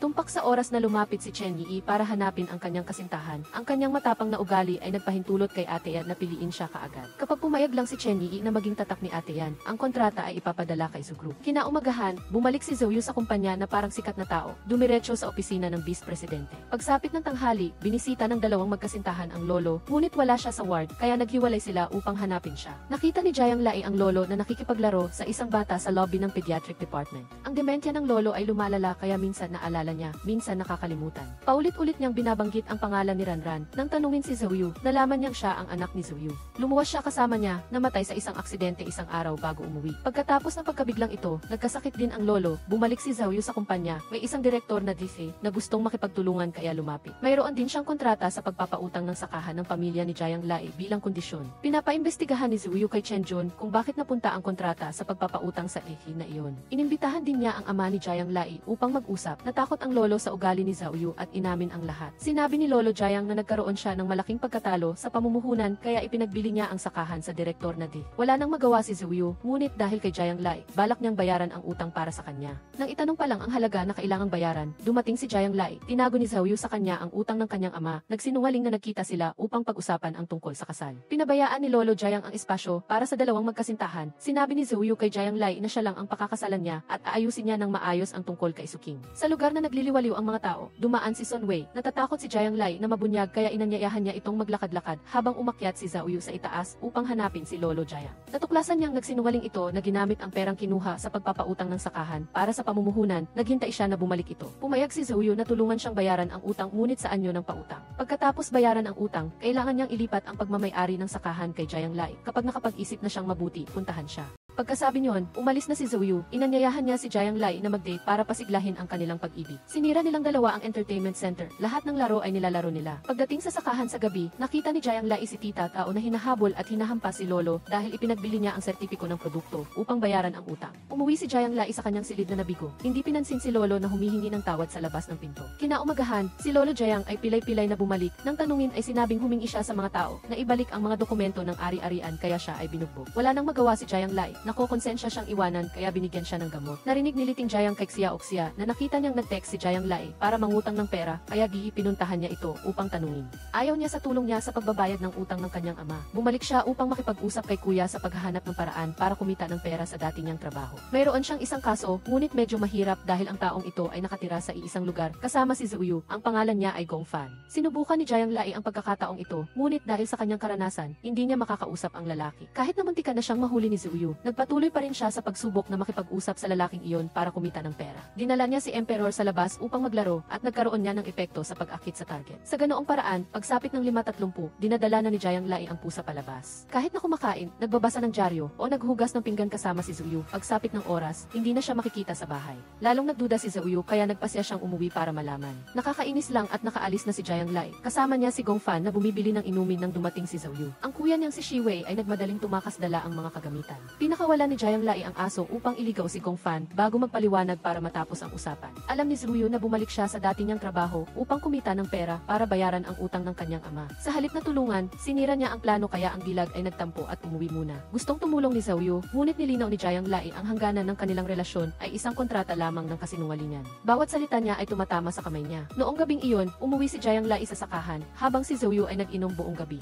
Kinaumagahan, si Gong Fan ay pumunta upang hanapin si Jiang Lai para magpasalamat sa kanya. Kaya nalaman ni Zhao Yu na lumapit siya kay Gong Fan para sa pagtuturo at hindi para manloko ng lalaki tulad ng dati niyang ginagawa. Masayang pumunta si Zhao Yu sa kumpanya. Lubusan ng inimbestigahan ni Chen Jun ang pabrika ng karne ng Defi noong nakaraan. Sa kasamaang palad, ito ay maliit na isda lamang, napakakaduda-duda. Ngunit para maibalik ang sakahan, kailangang mahanap ni Zhao Yu ang kahinaan nito. Nagpanggap si Chen Jun na isang shipper at pumasok sa pabrika nito. Hindi inaasahang nakuhanan ng larawan ang mga manggagawa na nag-iimbak ng bulok na karne sa mga kahon ng styrofoam. Pagdating ni Chen Jun sa lobby ng kumpanya, nakita niya si Jiang Lai na kasama si Liting Jiang. Aakma pa lang siyang sumunod nang tumawag ang boss at pinabalik siya kaagad. May ebidensya si Zhao Yu at nahuli ang SA na direktor na iyon. Pinilit niya itong ibigay ang kontrata ng pagpapautang ng sakahan. Binigyan siya ng pagkakataon na sumuko tungkol sa maruming negosyo na ito. Nalaman din ni Jiang Lai ang balita mula kay Chen Jun at sinabi ni Liting Jiang sa kanya ang tungkol sa kasinungalingan ng kanyang ama na ginamit ang pera para sa pamumuhunan sa maruming karne kasama si Kid. Bumalik siya upang tanungin ang kanyang ama. Nag-aalala si Lolo Jiang dahil kung ang kontrata sa pagpapautang ay mapupunta kay Zhao Yu, wala na siyang magagamit para mangutang pa. Bukod pa rito, nagsinungaling pa siya ng walang kaba na ginawa niya ang lahat para sa kanya. Hindi na nakatiis si Jiang Lai at nag-away sila ng husto ng kanyang ama. Balak pa sana nitong manakit nang dumating si Zhao Yu sa oras. Nagbigay siya ng nakakagulat na balita. Nahuli na ang direktor na Defi dahil sa hinala ng pandaraya sa negosyo at nailipat na rin niya ang sakahan sa kanya. Pagkarinig ni Lolo Jiang, bumagsak ang kalooban niya sa pinakamababang antas. Nawalan na ng pera sa katangahan, nawalan pa ng pinagkakakitaan. Ibinigay ni Zhao Yu ang kasunduan kay Jiang Lai. Isang pirma niya lang ay magiging kanya na ang sakahan. Binalaan ni Zhao Yu ang ama na kung magtatangka pa siyang saktan si Jiang Lai ay mag-ingat siya. Pagkaalis niya, lumingon siya at wala na si Jiang Lai. Hinanap niya sa lahat ng dako at nakita siyang nakaupo na nag-iisa. Mamasa-masa ang mga mata ni Jiang Lai. Hindi pa siya nakakatanggap ng anumang tanong mula sa kanyang ama na nagpabaya sa kanya sa loob ng maraming taon. Sa bawat bagong taon na tumatawag siya, sinasabi nito na mayroon na siyang ibang pamilya at hihintayin niyang makaipon ng sapat na pera upang isama siya. Bigla siyang bumalik kamakailan, nag-aalala at nagtatanong tungkol sa lahat. Akala niya nagbago na ang kanyang ama, ngunit mga panloloko lang pala. Niyakap siya ni Zhao Yu, nangako na mula ngayon anuman ang mangyari ay palagi siyang nasa tabi nito at hindi siya kailanman iiwan. Nakita ni Liting Jiang sa isang sulok kung gaano sila katabi ng isa't isa. Nagalit siya, kaya umuwi siya para hanapin ang kanyang kasintahan na si Sun Wei para maglabas ng galit. Pagkatapos maglaro ng mga laro, nag-isip ulit si Liting Jiang ng paraan para bumalik sa kanya si Jiang Lai.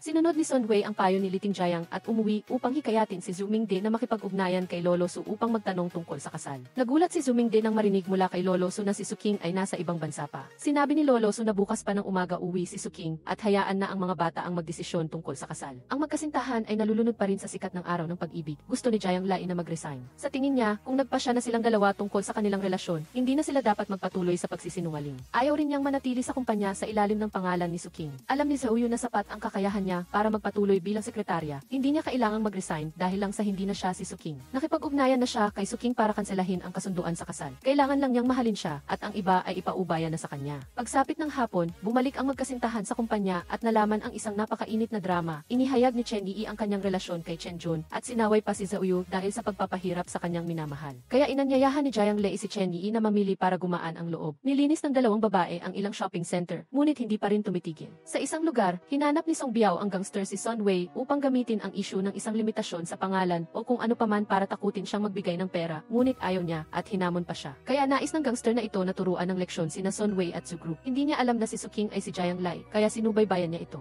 Nagkataon na nagkita ang totoong Su King at ang peking Su King. Nagpalitan pa sila ng damit kaya nagkamali ang mga gangster at kinuha ang totoong Su King. Mabilis na nakatanggap si Sun Wei ng mensahe ng pananakot. Hindi niya alam ang gagawin kaya sinabi niya ang lahat kay Liting Jiang. Akala ni Liting Jiang na si Jiang Lai ang dinakip at hindi niya ito sinasagot sa tawag. Hindi niya kayang sabihin ng direkta kay Zhou Yu kaya nagpadala siya ng mensahe nang hindi nagpapakilala. Nang matanggap ni Zhou Yu ang larawan ng bihag na may takip ang mukha, dali-dali siyang tumawag kay Jiang Lai. Nagpapaganda siya kaya hindi niya napansin ang telepono at si Chen Yi ay hindi rin sumasagot. Nag-aalala siyang hinanap siya kung saan-saan. Nang tiningnan niya ng mabuti ang larawan, may nakita si Zhou Yu kaya nagmaneho siya ng mabilis patungo sa inabandonang gusali. Siya lang mag-isa ang pumasok at agad na hinarap ang mga gangster. Ngunit nang nailigtas niya ang tao, hindi ito si Jiang Lai. Hindi niya nakilala na si Su King ito, ngunit nang iligtas niya, nagkaroon si Su King ng magandang impresyon sa kanya. Sa kabilang banda, si Jiang Lai ay natulog ng mahimbing pagkatapos magmasahe at nagising lamang ng 9:00 ng gabi. Nagulat siya nang buksan ang telepono dahil sa dami ng notifikasyon. Tinawagan niya si Zhou Yu upang sunduin siya at dumating ito makalipas ang 1 minuto at kalahati. Pagbaba pa lang ng kotse ay niyakap na siya ng mahigpit. Ikinuwento ni Zhou Yu ang nangyari kay Jiang Lai. Pagkatapos magyakapan, umuwi na ang magkasintahan. Pagkatapos ng araw na iyon, sina Zhou Yu at Jiang Lai ay parang hindi mapaghihiwalay, magkasama saan man magpunta. Kailangang magkahawak kamay sa gitna ng kumpanya bago masaya. Hindi pa sila nagtatagal na masaya nang makita nila si Lolo at ang madrasta na naghihintay sa silid. Mahigpit na hinawakan ang kamay ni Jiang Lai at umamit na niloko niya si Lolo, ngunit wala siyang intensyon na saktan ang kumpanya. Pinilit siya ni Zhu Mingde na maaari siyang makipag-date kay Jiang Lai, ngunit kailangang ibigay ang resort kay Sun Wei upang pamahalaan. Tumanggi si Zhou Yu na ibigay dahil nakumbinsi niya ang dating general manager na makipagtulungan at siya lang ang tinatanggap nito bilang tagapamahala, walang iba. At ang dating general manager na ito ay napakahalaga sa kumpanya. Napilitan ding mag-isip ulit si Zhu Mingde nang marinig iyon. Pagkaalis niya sa silid, dumating ang totoong Su King para bumati. Nang makita si Zhou Yu na hawak ang kamay ni Jiang Lai, sumimangot si Su King. Sumunod si Su King kay Zhu Mingde pauwi upang magpatuloy sa pag-uusap. Hindi siya nag-alala tungkol sa peking Su King. Simple lang, nagkagusto na siya kay Zhou Yu, kaya gusto pa rin niyang ipagpatuloy ang kasunduan sa kasal sa pagitan ng dalawang pamilya. Si Zhou Yu naman ay kasama si Jiang Lai ngayon, mukhang gumaan ang pakiramdam niya dahil hindi na niya kailangang magsinungaling. Hinawakan ni Zhou Yu ang kamay ni Jiang Lai at ipinangako sa kanya na aayusin niya ng maayos ang lahat at hindi niya ito pababayaan. Nag-usap ang dalawa ng matagal, pinag-usapan ang lahat ng bagay sa mundo, ngunit hindi rin nakalimutan na magbigay ng dekalidad na dog food sweet moments para sa mga tao. Kinaumagahan, pumunta si Jiang Lai sa opisina gamit ang kanyang tunay na pangalan. Hindi siya nagalit sa kanya, bagkus, mas naging malapit pa sila kay Jiang Lai. Si Zhou Yu ay nag-interview pa rin ng arkitekto para sa resort, ngunit wala siyang nagugustuhan. Mayroon lang isang sihi na ayaw man ni Zhou Yu ay kailangan niyang makita dahil ang taong iyon ay si Su King. Hindi may tatanggi na ang portfolio niya ay napakahusay at ang direksyon ng disenyo ay tama sa gusto ni Zhou Yu. Nagpatuloy siya sa pagsasalita ng walang tigil na nagulat din si Zhou Yu sa karanasan ni Su King. Natatakot pa si Chen Jun na malungkot si Jiang Lai kaya inaliw niya ito ng ilang salita. Naramdaman din niya na si Su King ay talagang sobrang husay. Nanalo ng maraming malalaking parangal kaya madaling maintindihan na tanggapin siya. Pagkatapos niyang mag-isip, tinawag ni Zhou Yu si Chen Jun upang dalhin ang kontrata sa silid. Ibinunyag ni Su King na pumunta siya kay Zhu Mingde kahapon. Binigay niya ang karapatan na pumili ng arkitekto para sa resort. Ngunit dahil sa kakayahan ni Su King, tumanggi siyang tanggapin dahil mayroon siyang sapat na kakayahan na sumali sa kumpanya. Pagkatapos pumirma ng kontrata, ipinakilala ni Zhou Yu si Su King sa lahat. Nang ipakilala si Jiang Lai, ay lalo siyang nagpakita ng pagmamahal nila. Sa isang lugar, tinulungan ni Liting Jiang si Song Biao pagkatapos ng insidente ng pagdukot dahil gusto niyang malaman ang relasyon niya at ni Zhu Mingde. Bumalik kay Zhou Yu, katatapos lang ng pulong, aakma na sana siyang kumain kasama si Jiang Jiang Lai nang tawagin siya ni Suking.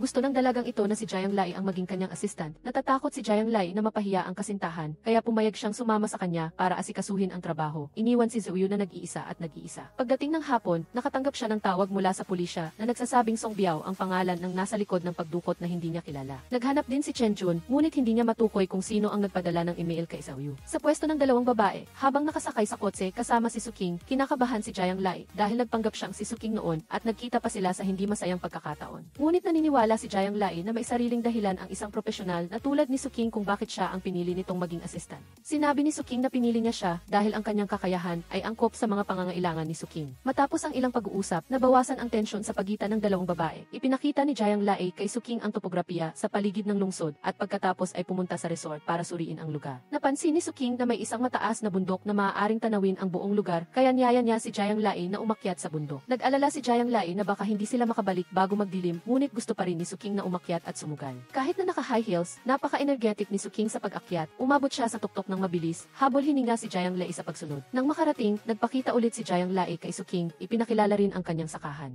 Pagkatapos pag-usapan ang trabaho, tinalakay ni Suking ang personal na usapin, ang pag-ibig sa pagitan ng magkasintahan. Sinabi niya kay Jiang Lai na gusto niya si Zhou Yu. Alam niyang si Jiang Lai lang ang nasa puso nito, ngunit gusto pa rin niyang makipagkompetensya ng patas. Naniniwala si Jiang Lai sa kanilang pag-ibig kaya masaya siyang pumayag na gawing karibal si Suking, tinatanggap niya. Nagpahangin muna ang dalawa bago umuwi, madilim na kaya dumating si Zhou Yu para sunduin si Jiang Lai. Pagbaba pa lang ng kotse, narinig na niya ang sigaw ng dalawang babae. Lumabas na nadula si Jiang Lai. Dahil inalalayan niya ito, nahulog si Suking sa ibaba ng bangin. Buti na lang at may sumalo, humihinga pa, sprain lang ang paa. Naubusan na naman ng baterya ang telepono ni Jiang Lai, kaya tumakbo siya pababa ng bundok para humingi ng tulong. Pagkaalis niya ay dumating si Zhou Yu. Hinila niya si Suking pataas at binuhat siya pauwi. Sinamantala ni Suking ang pagkakataong makipagkilala, ngunit hindi ito pinansin ni Zhou Yu, dire-diretso lang sa paglalakad. Nakita ni Jiang Lai ang kotse ni Zhou Yu sa paanan ng bundok. Paglingon niya ay nakita na niya itong buhat si Suking. Pagkatapos tulungan si Suking na makasakay sa kotse, isinara niya ang pinto ng may pagpapasya at sinermunan si Jiang Lai dahil naglaro pa rin ng mapanganib sa dilim. Hindi niya ito nakita kanina kaya labis siyang nag-alala. Gusto pa sana niyang magalit ng matagal, ngunit nang makita ang kanyang maganda at masunuring sinta na nagpapakita ng isang kaibig-ibig na mukha na humihingi ng tawad, hindi na nakatiis si Zhou Yu.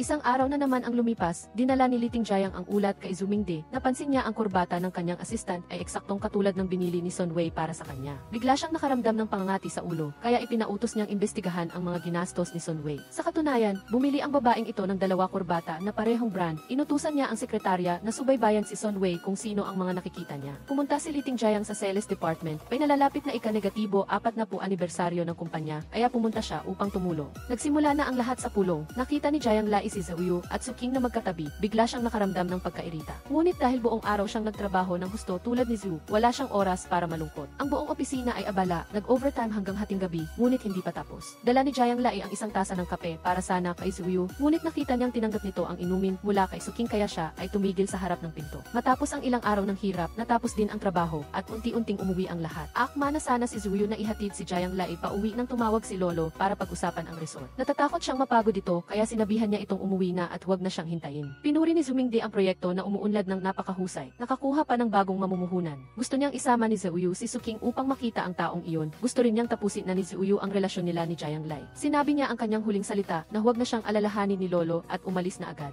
Nagluto na si Jiang Lai sa bahay, ngunit hindi makauwi si Zhou Yu dahil abala. Nang tumawag siya para magbigay alam, narinig pa ni Jiang Lai ang boses ni Suking. Lumabas na ang kasosyo na binanggit ni Zumingde ay ang ama ni Suking. Ang mga magulang ay patuloy na nagpupuri na ang kanilang mga anak ay isang perpektong pares. Gusto ni Zumingde na talikuran ni Jiang Lai si Zhou Yu, kaya sinadya niya itong tawagin. Nagsinungaling na magdadala ng mga dokumento. Pagdating pa lang niya sa labas ay nakita na niya ang 4 na tao na nagtatawanan ng masaya. Nakita ito ni Liting Jiang kaya lumabas siya upang kumuha ng mga gamit at sinamantala ang pagkakataong kumustahin siya. Nagtampo si Jiang Lai kaya tinawag niya ang kanyang kuya para uminom upang makalimutan ang problema. Nang makita ni Shi Wei, alam na niya kung bakit malungkot ang kanyang nakababatang kapatid. Nagsimulang maramdaman ni Jiang Lai na siya at si Zhou Yu ay parang toyo at patis, hindi maaaring magkasama. Samantala, binati si Zhou Yu ng dalawang ama ng maraming alak kaya inihatid siya ni Suking pauwi. Kinaumagahan, bumalik si Jiang Lai sa lugar ni Zhou Yu. Pagbukas pa lang ng pinto ay nakita na niyang lumabas si Suking. Ipinaliwanag niya na lasing si Zhou Yu kahapon kaya siya nagpaiwan. Pumasok si Jiang Lai, nasa mesa ang almusal at nakahugas na ang mga plato. Lasing pa rin si Zhou Yu, naglakad patungo at niyakap ang kanyang masunuring sinta at ikinuwento ang lahat ng nangyari kahapon. Hindi pa niya matandaan kung sino ang naghatid sa kanya. Akala ni Zhou Yu na si Jiang Lai ang naghanda ng almusal kaya masarap siyang kumain.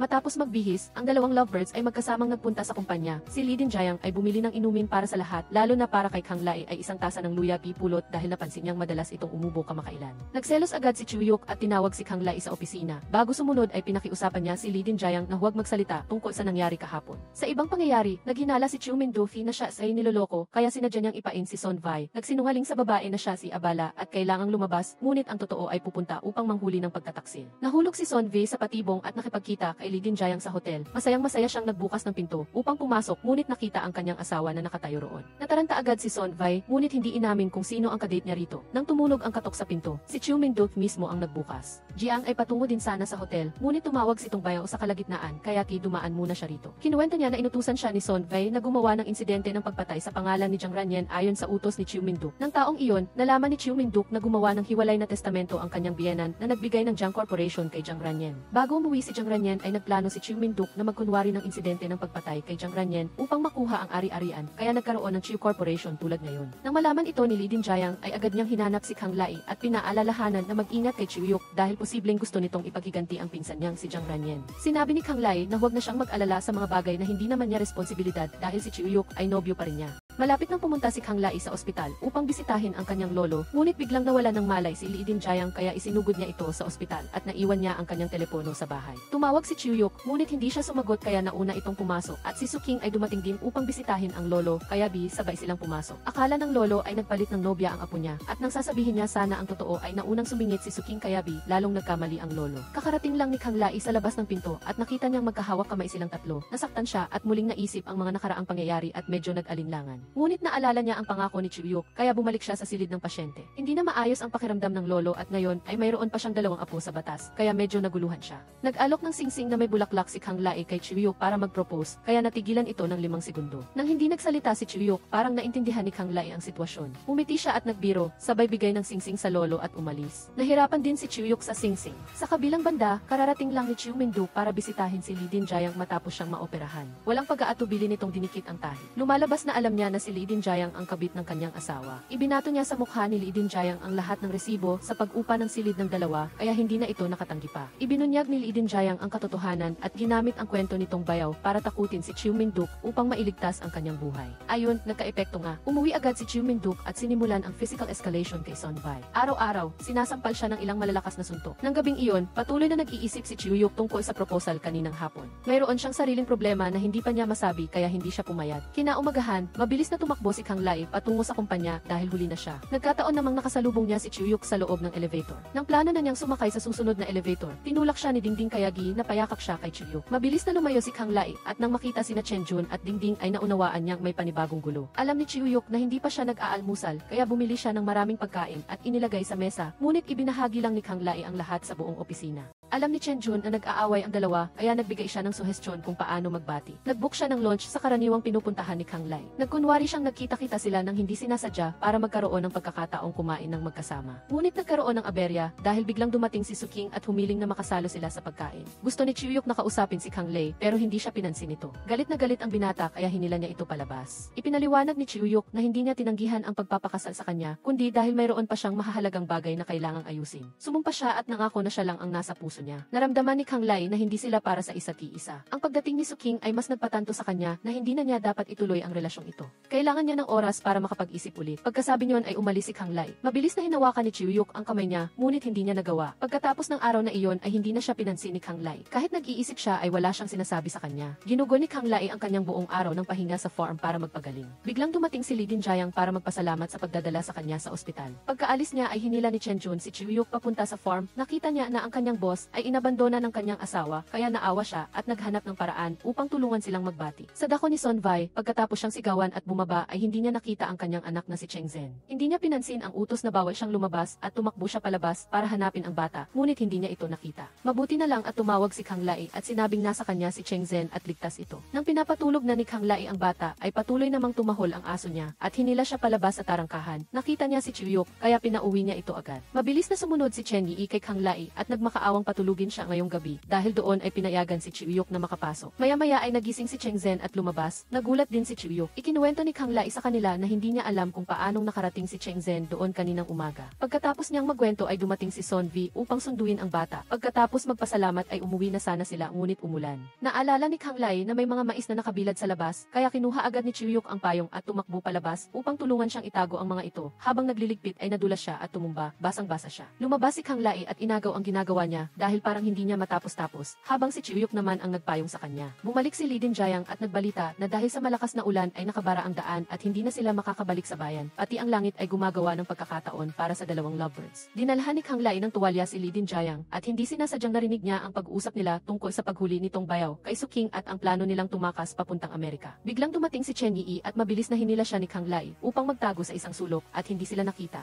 Ang problema ay nakakita ang batang babae ng gagamba at sumigaw ng malakas kaya nagsilabasan ang lahat. Hindi pa nakasuot ng damit si Chiuyuk. Naalala ni Chen Yi na may peklat sa likod niya si Chiuyuk dahil iniligtas siya nito noong bata pa. Ngunit wala na ito ngayon at nang magpapaliwanag pa sana si Chiuyuk ay binuwag na ni Kang Lai ang mga tao. Habang kumakain, ikinuwento ni Chiuyuk na noong nasa ibang bansa siya ay naaksidente siya kaya nagpa full body surgery siya para tanggalin ang peklat. Naghanda si Kang Lai ng kanin at kumain na sila. Sa tuwing susubuan ni Chiuyuk si Kang Lai ay ibinabalik lang niya ang hirap magbati. Pagkatapos kumain, inayos ni Kang Lai ang silid para makatulog na si Son V at ang kanyang anak. Sinikap ni Chen Yi na tulungan si Chiuyuk sa harap ni Kang Lai. Gusto rin ni Chen Jun na huwag nang magalit si Kang Lai sa kanyang boss. Nang gabing iyon, humingi ng pahintulot si Chen Yi na matulog kasama niya para alamin kung bakit nag-aaway ang dalawa. Nang malaman niyang tinanggihan ni Chiuyuk ang proposal, nagalit din si Chen Yi, ngunit sa pagkakaalam niya, hindi isasakripisyo ni Chiuyuk ang pag-ibig para sa karera at lalong hindi siya susunod sa gusto ng kanyang ama. Kaya pinayuhan niya silang mag-usap ng maayos at huwag na lang manahimik. Lumabas si Kang Lai at nag-isip, maya-maya ay lumabas din si Chiuyuk na hindi makatulog at umupo sa tabi niya. Tinanong ni Kang Lai kung ano ang kailangan niyang gawin at bakit hindi niya ito sinasabi para harapin nila itong magkasama. Pagkatapos sabihin iyon ay nanatiling tahimik si Chiuyuk kaya hindi na siya nagpilit pa. Bago siya pumasok, ikinuwento niya kay Chiuyuk ang tungkol kay Tongbayaw. Nanatiling tahimik si Chiuyuk, hindi siya nagsasalita dahil natatakot siyang maapektuhan si Kang Lai sa bandang huli. Kinaumagahan, hinanap ni Suking si Chiuyuk dahil gusto niyang bigyan siya ng regalo. Nakita niya na pinahahalagahan ni Chiuyuk ang regalo mula sa pottery shop, habang ang regalo niya ay hindi niya man lang tiningnan kaya medyo nabigo si Suking. Tapos na ang disenyo ng resort, kaya handa na si Suking na bumalik sa kanyang bansa. Gusto niyang manatili para kay Chiuyuk, ngunit alam niyang hindi niya kayang talunin si Kang Lai, kaya sumuko na lang siya.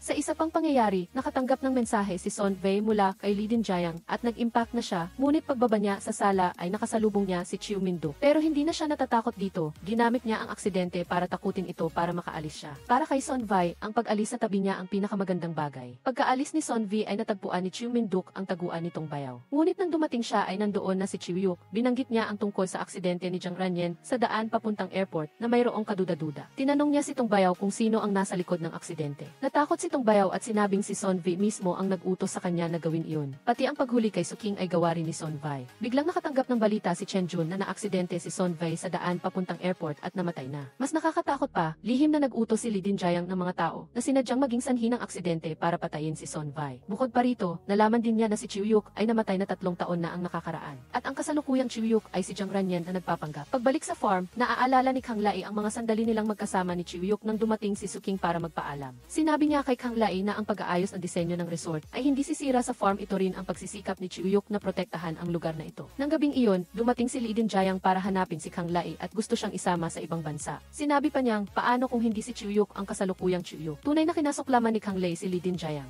Noong isang araw lang, gusto niyang tumakas kasama si Son Wei at ngayong wala na si Son Wei ay siya naman ang pinuntahan niya. Diretsahan siyang sinabi ni Kang Lai na kahit nag-aaway sila ni Chiuyuk ngayon, mananatili pa rin siya sa tabi nito at hinding-hindi na sila magkakabalikan ni Lee Dinjayang. Pagkatapos magsalita ay bumalik siya sa kanyang silid at nagtaka si Kang Lai kung bakit sinabi ni Lee Dinjayang ang ganoon tungkol kay Chiuyuk. Kinaumagahan, hinanap ni Chiu Minduk si En Lijiang at sinadya niyang sabihin dito na siya ang nag-utos sa mga tao na patayin si Jiang Ranyen. Ang pagkagulat na ito ay nagdulot ng atake sa puso kay En Lijiang. Kinuha pa ni Chiu Minduk ang aparato na pangtawag ng nurse at nang mawalan ng malay si En Lijiang ay saka pa lang siya nagkunwari na umiiyak at tumawag ng doktor. Nang gabing iyon, nag-overtime si Kang Lai dahil sa kuryosidad ay pinatay niya ang ilaw at pumasok sa silid ni Lee Dinjayang para maghalungkat at doon niya natuklasan na si Chiuyuk pala ay si Jiang Ranyen. May dumating kaya nagtago siya sa sulok at nakita niyang si Lee Dinjayang at isang janitress pala ang mga ito. Hindi niya alam kung paano siya makakatakas doon nang biglang hinila siya ni Chiuyuk pabalik sa kanyang silid. Tinanong ni Kang Lai kung siya ba si Jiang Ranyen. Natigilan siya at tiningnan siya. Maya-maya ay tumawag ang ospital at ibinalita na namatay na ang kanyang lolo.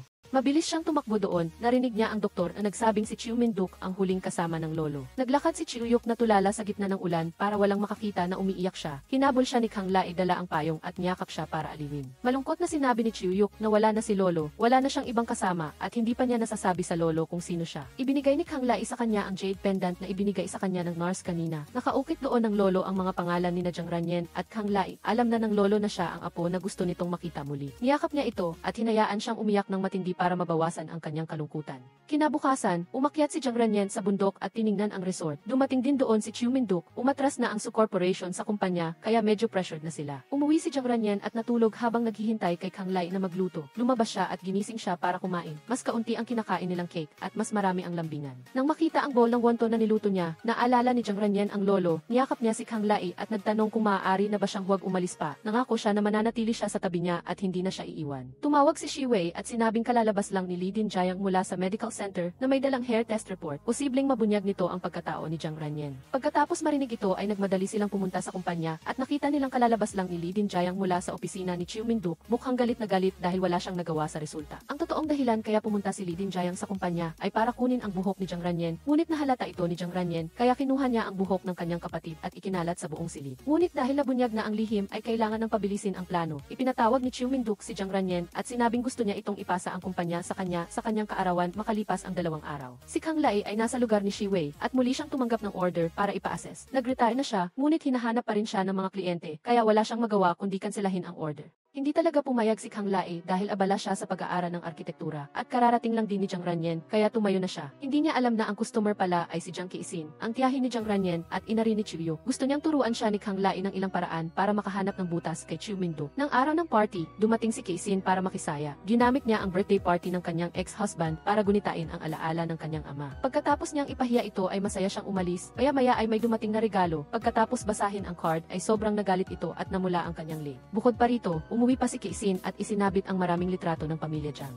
Pinaalalahanan niya si Chiu Min-duk na ang bahay na ito ay nakapangalan pa rin kay Ian Jiang. Ang taktikang ito ni Kang Lai ay talagang epektibo, kaya binamula sa galit si Chiu Min-duk. Nagpunta rin si Keisin sa kumpanya para gumawa ng gulo dahil may taping sila para sa promotion ng department store. Hinila siya ni Chiu Min-duk papalayo at sumigaw siya tungkol sa mga masasamang ginawa nito mula sa katotohanan na nagtrabaho ito para kay Ian Jiang. Dahil na aksidente ang kanyang kapatid, naging Chiu Corporation ang Jiang Corporation at pagkatapos ay pinilit pa siyang isuko ang kanyang shares at pinalaya silang mag-ina sa bahay. Dahil kinukuhanan siya ng video ng mga empleyado, hinila niya si Keisin sa fitting room nang hindi niya alam na live stream na pala ito sa hindi sinasadyang bukas na live stream ni Chen Yi. Ang buong eksena ng domestic violence ay naipalabas sa live stream at hindi nagtagal ay naging top 1 search ang balitang ito. Nagkunwari si Chiu Min-duk na naospital upang takasan ang gulo, ngunit pagkatapos ng insidenteng ito ay naapektuhan ng husto ang kumpanya. Kailangan ng gawin ng magkasintahan ang pangalawang hakbang para makahanap ng ebidensya ng krimen ni Chiu Min-duk. Hula ni Kang Lai na tiyak na nag-iwan si Son Vai ng ebidensya sa anak niyang si Cheng Zhen. Ngunit kahit ano paman, malungkot pa rin ang bata kaya binisita niya ito. Simula nang mamatay ang kanyang ina, nagkulong ang bata sa tolda at ayaw lumabas. Bagaman di anak siya ng kanyang dating asawa sa labas, naawa pa rin si Keisin sa bata. Pumasok si Kang Lai sa tolda para aliwin si Cheng Zhen. Gumawa siya ng tasa na may mga butas para kapag nilagyan ng ilaw ay maging parang bituin. Nagtiwala si Cheng Zhen at sinabi sa kanya na nag-iwan ng bag ang kanyang ina para sa kanya. Sa loob ng bag ay may DST. Dahil sinabi ng kanyang ina na magpoprotekta iyon sa kanya, ay ibinigay ito ni Cheng Zhen kay Kang Lai para ingatan. Pumasok si Jiang Renyen sa ospital para bisitahin ang kanyang amain at sinamantala niya ang pagkakataon para maglagay ng listening device sa ilalim ng lamesa ng inumin. Nagbalat siya ng mansanas habang nagkukunwari na nagtatanong at nakatanggap siya ng mensahe na natagpuan na ang ebidensya. Hindi na nagpanggap si Jiang Renyen, ikinuwento niya kay Chiu Min-duk ang tungkol sa aksidente ng pamilya niya sa daan patungo sa birthday celebration ng lolo niya. Noon, nakita iyon ni Chiu Min-duk, ngunit hindi siya tumulong, hindi siya tumawag ng ambulansya at umalis na lang. Nagpaliwanag si Chiu Min-duk na gusto rin niyang tumulong ngunit wala siyang nagawa. Ikinuwento ni Jiang Renyen ang tungkol sa sarili niyang aksidente. Noong panahong iyon ay nasa loob din ng sasakyan si Chiu-yuk. Siya ay maswerteng nakaligtas ngunit si Chiu-yuk ay hindi. Dahil lang sa natatakot si Chiu Min-duk na kapag umuwi siya ay mapupunta sa kanya ang lahat ng ari-arian. Nagawa niya itong saktan, ngunit ang nasaktan pala ay ang sarili niyang anak. Sinubukan ni Keisin na huwag itong ibunyag, ngunit determinado si Jiang Renyen na ipaghiganti ang kanyang mga magulang at si Chiu-yuk gamit ang pagkatao nito upang makabalik sa bansa. Na-shock ng husto si Chiu Min-duk at hindi na makapagsalita. Nananatili siyang umaasa na hindi makakahanap si Jiang Renyen ng ebidensya. Tama nga, may isang puwersa na nagnakaw ng AFSB mula sa bag ni Kang Lai at nadapa pa siya at nagasgasan ang kanyang tuhod. Walang iba kundi si Li Dinjiang. Dinala niya ang ebidensya kay Chiu Min-duk. Nakatala sa bihis ko ang lahat ng ebidensya na nag-utos siya kay Son Vai na hanapin si Tong Bayaw para gumawa ng aksidente upang saktan ang pamilya ni Jiang Renyen. Kung sasang-ayon siyang ilipat ang 25% ng shares ay mawawala na ito. Sa sandaling ito ay nagpapahid ng gamot si Jiang Ranyen kay Kang Lai. Plano niyang gamitin ang kanyang tunay na pagkakakilanlan upang harapin si Chiu Minduk. Pagkatapos ng 3 araw, naganap ang meeting ng mga shareholders ng Chiu Corporation. Ibinigay ni Chiu Minduk ang posisyon ng chairman kay Li Dinjiang. 5 minuto pa lang siyang nakaupo ay ipinalabas na ang recording sa silid ng pasyente na nagbunyag ng lahat ng kasalanan niya at ni Chiu Minduk, sapat na para maintindihan ng mga shareholders ang problema. Pumasok si Jiang Ranyen kasama si Keisin. Sa pinagsama-samang shares nila ay inalis nila sa posisyon si Li Dinjiang bilang chairman. Nagbigay si Kang Lai ng ebidensya na nilustay nila ni Son V ang pondo ng kumpanya at sumuko na si Tong Bayaw. Bukod pa rito, nabunyag din ang pagdukot niya sa anak nitong Bayaw para takutin ito. Sa pagkakataong ito, matagal nakakain si Li Dinjiang sa kulungan at ganoon din ang kapalaran ni Chiu Minduk, paparating na ang pulis. Ipinakiusap niya kay Jiang Ranyen na alagaan si Cheng Zhen para sa kanya. Lumabas si Jiang Ranyen kasama ang lahat, masaya silang lahat at nagbigay ng mainit na pagbati. Lumuhod siya at nagpropose kay Kang Lai. Matapos ang lahat ng pinagdaanan nila ay maaari na rin silang magkatuluyan. Nang ilalagay na sana niya ang singsing, binawi ni Kang Lai ang kanyang kamay dahil gusto niyang gumanti sa pagtanggi niya noon. Naisip na ni Jiang Ranyen ang lahat, kahit tumanggi siya ng 100 beses ay luluhod pa rin siya ng 101 beses para magtanong kung papakasalan siya nito. Inabot ang singsing. Ang pelikula ay nagtatapos na rito. Magkita-kita tayo sa susunod na mga episode.